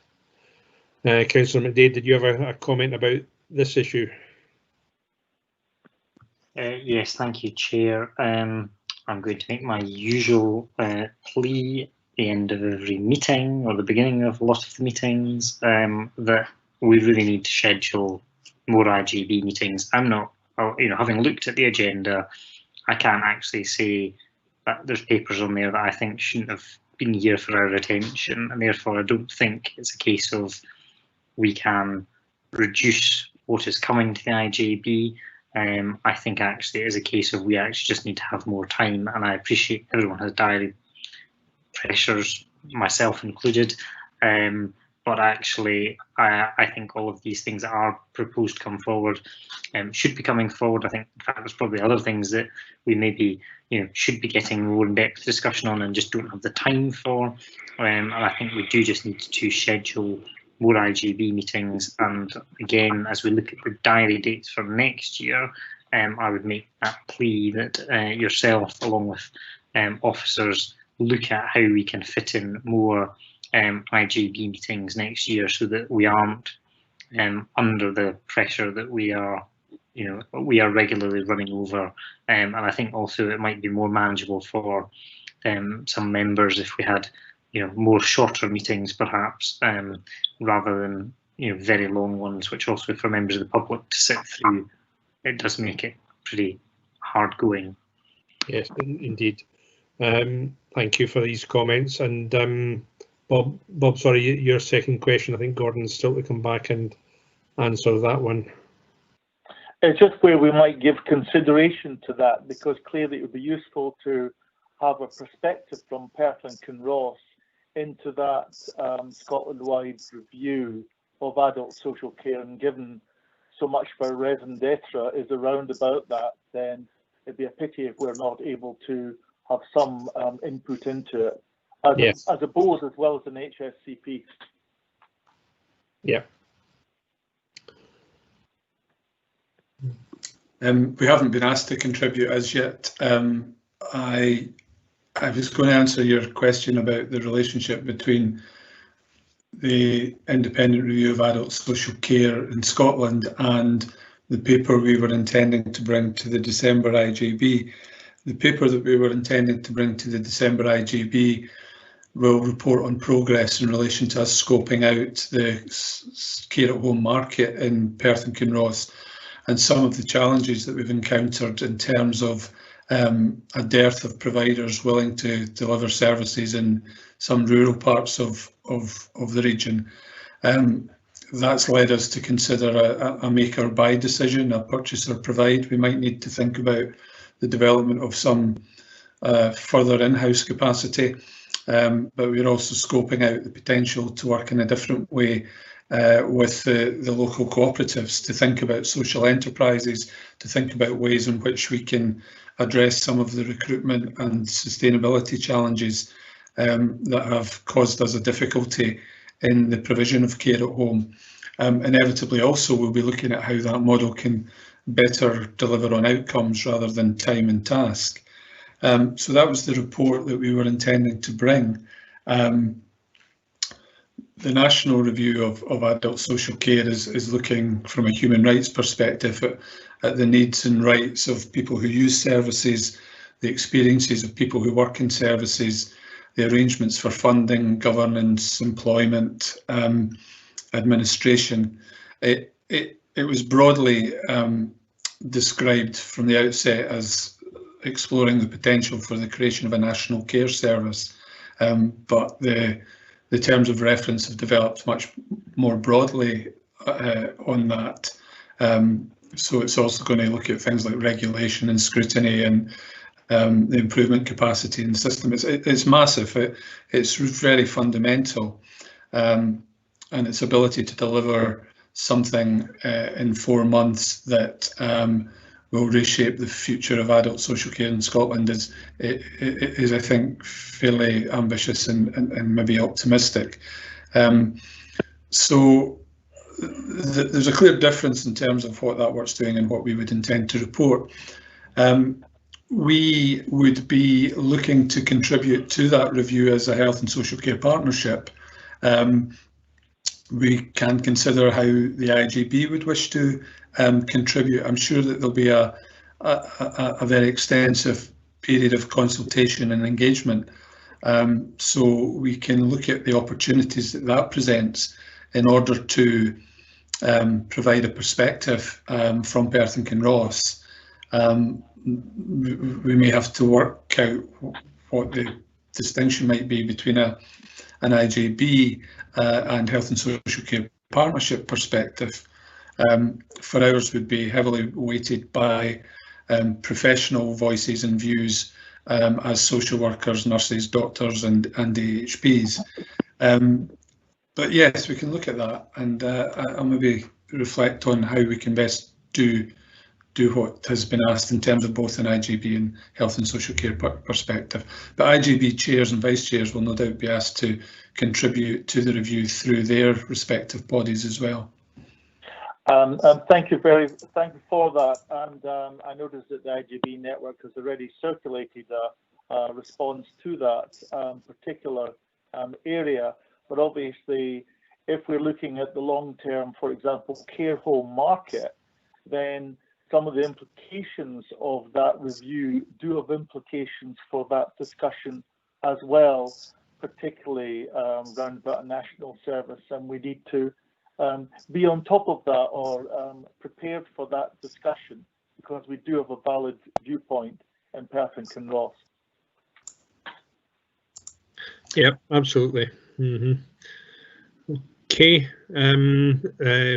Sandra, you have a question. Thank you. And Gordon has part answered it. It was really just Bob having raised the adult review or the review of adult social care, and my having mentioned it before from a carer's voices perspective. My question was going to be, as an IJB, where was our intention to contribute to it, because it does, albeit that the remit is very wide, but I have heard Derek Feely saying that mental health will be part of that, education's part of it as well. It looks as if they might be looking at do we need 32 local authorities? That's a question that's already been, so it looks as if it's going to be really wide ranging. I'm sure the IJB would have a view on some of these points, and I feel quite strongly, and I know colleagues do also, that we should be contributing, because some of the outcomes are really going to affect us hugely. Yeah, absolutely. Thank you, Councillor Purvis, for your informal comment in the chat. Okay, if there are no further points or comments. I mean, I do wonder whether I suppose maybe prompted by Councillor Purvis's informal comment, would the IJB arrive at a consensus about these matters? I'm slightly unclear about how we would necessarily be able to convey a collective view about these matters, which have to do with funding, have to do with governance, have to do with sometimes politics, I have to say. Well, we keep politics out of here, so just as well, perhaps. Thank you for these comments. Well, but yes, Councillor McDade. Sorry, from if I could just come back from a service user and carer perspective, we can't not have a view. As an IJB, we can't not have a view on these things. So that we have a collective and shared view, though, Sandra. I mean, I think we would always advocate for anything that's going to enhance the provision of high quality services that improve outcomes for service users and carers. Absolutely, we would. But we might have different views about how we would arrive at that and what the market should look like and how it should be funded. Yeah. Okay, Councillor McDade, you had a comment. Yes, I agree with Sandra in that I think we should have views on these things. I agree with the Chief Officer. I doubt we would reach a consensus on these things. I do wonder whether we should be almost approaching this in a similar way to the US Supreme Court, for example, where you might have a majority opinion and a minority opinion, both of which are written up and provided as part of the context, i.e. we could represent the differing views of IJB members. I I agree with Sandra. I think it really is something that we need to give an opinion on, and particularly to support those who have a really strong interest on it. However, I don't think we're going to reach consensus on some of these subjects, or certainly some of the bigger subjects, as Sandra outlined. Whether there should be 32 local authorities, some of us would think less and some of us would think more. So, it's a big topic. Which I feel we're not going to resolve this evening. No, okay, right, okay, so thank you, and if there are no further questions or comments on the item 9.2, we'll note that, and we will come back and we will discuss future meetings as part of our discussions at the development session towards the end of October. Right, okay, so thank you everybody. It's now 11 minutes past 6, and that's probably some sort of record, but after the difficulties at the start, I appreciate everybody's forbearance and patience throughout the afternoon, and indeed good humour, and that is always very, very helpful. So we're all just in time to get settled down for the one show at 7 o'clock. So thank you everyone for their time this afternoon, and we'll speak again soon, I'm sure. Thank you everyone.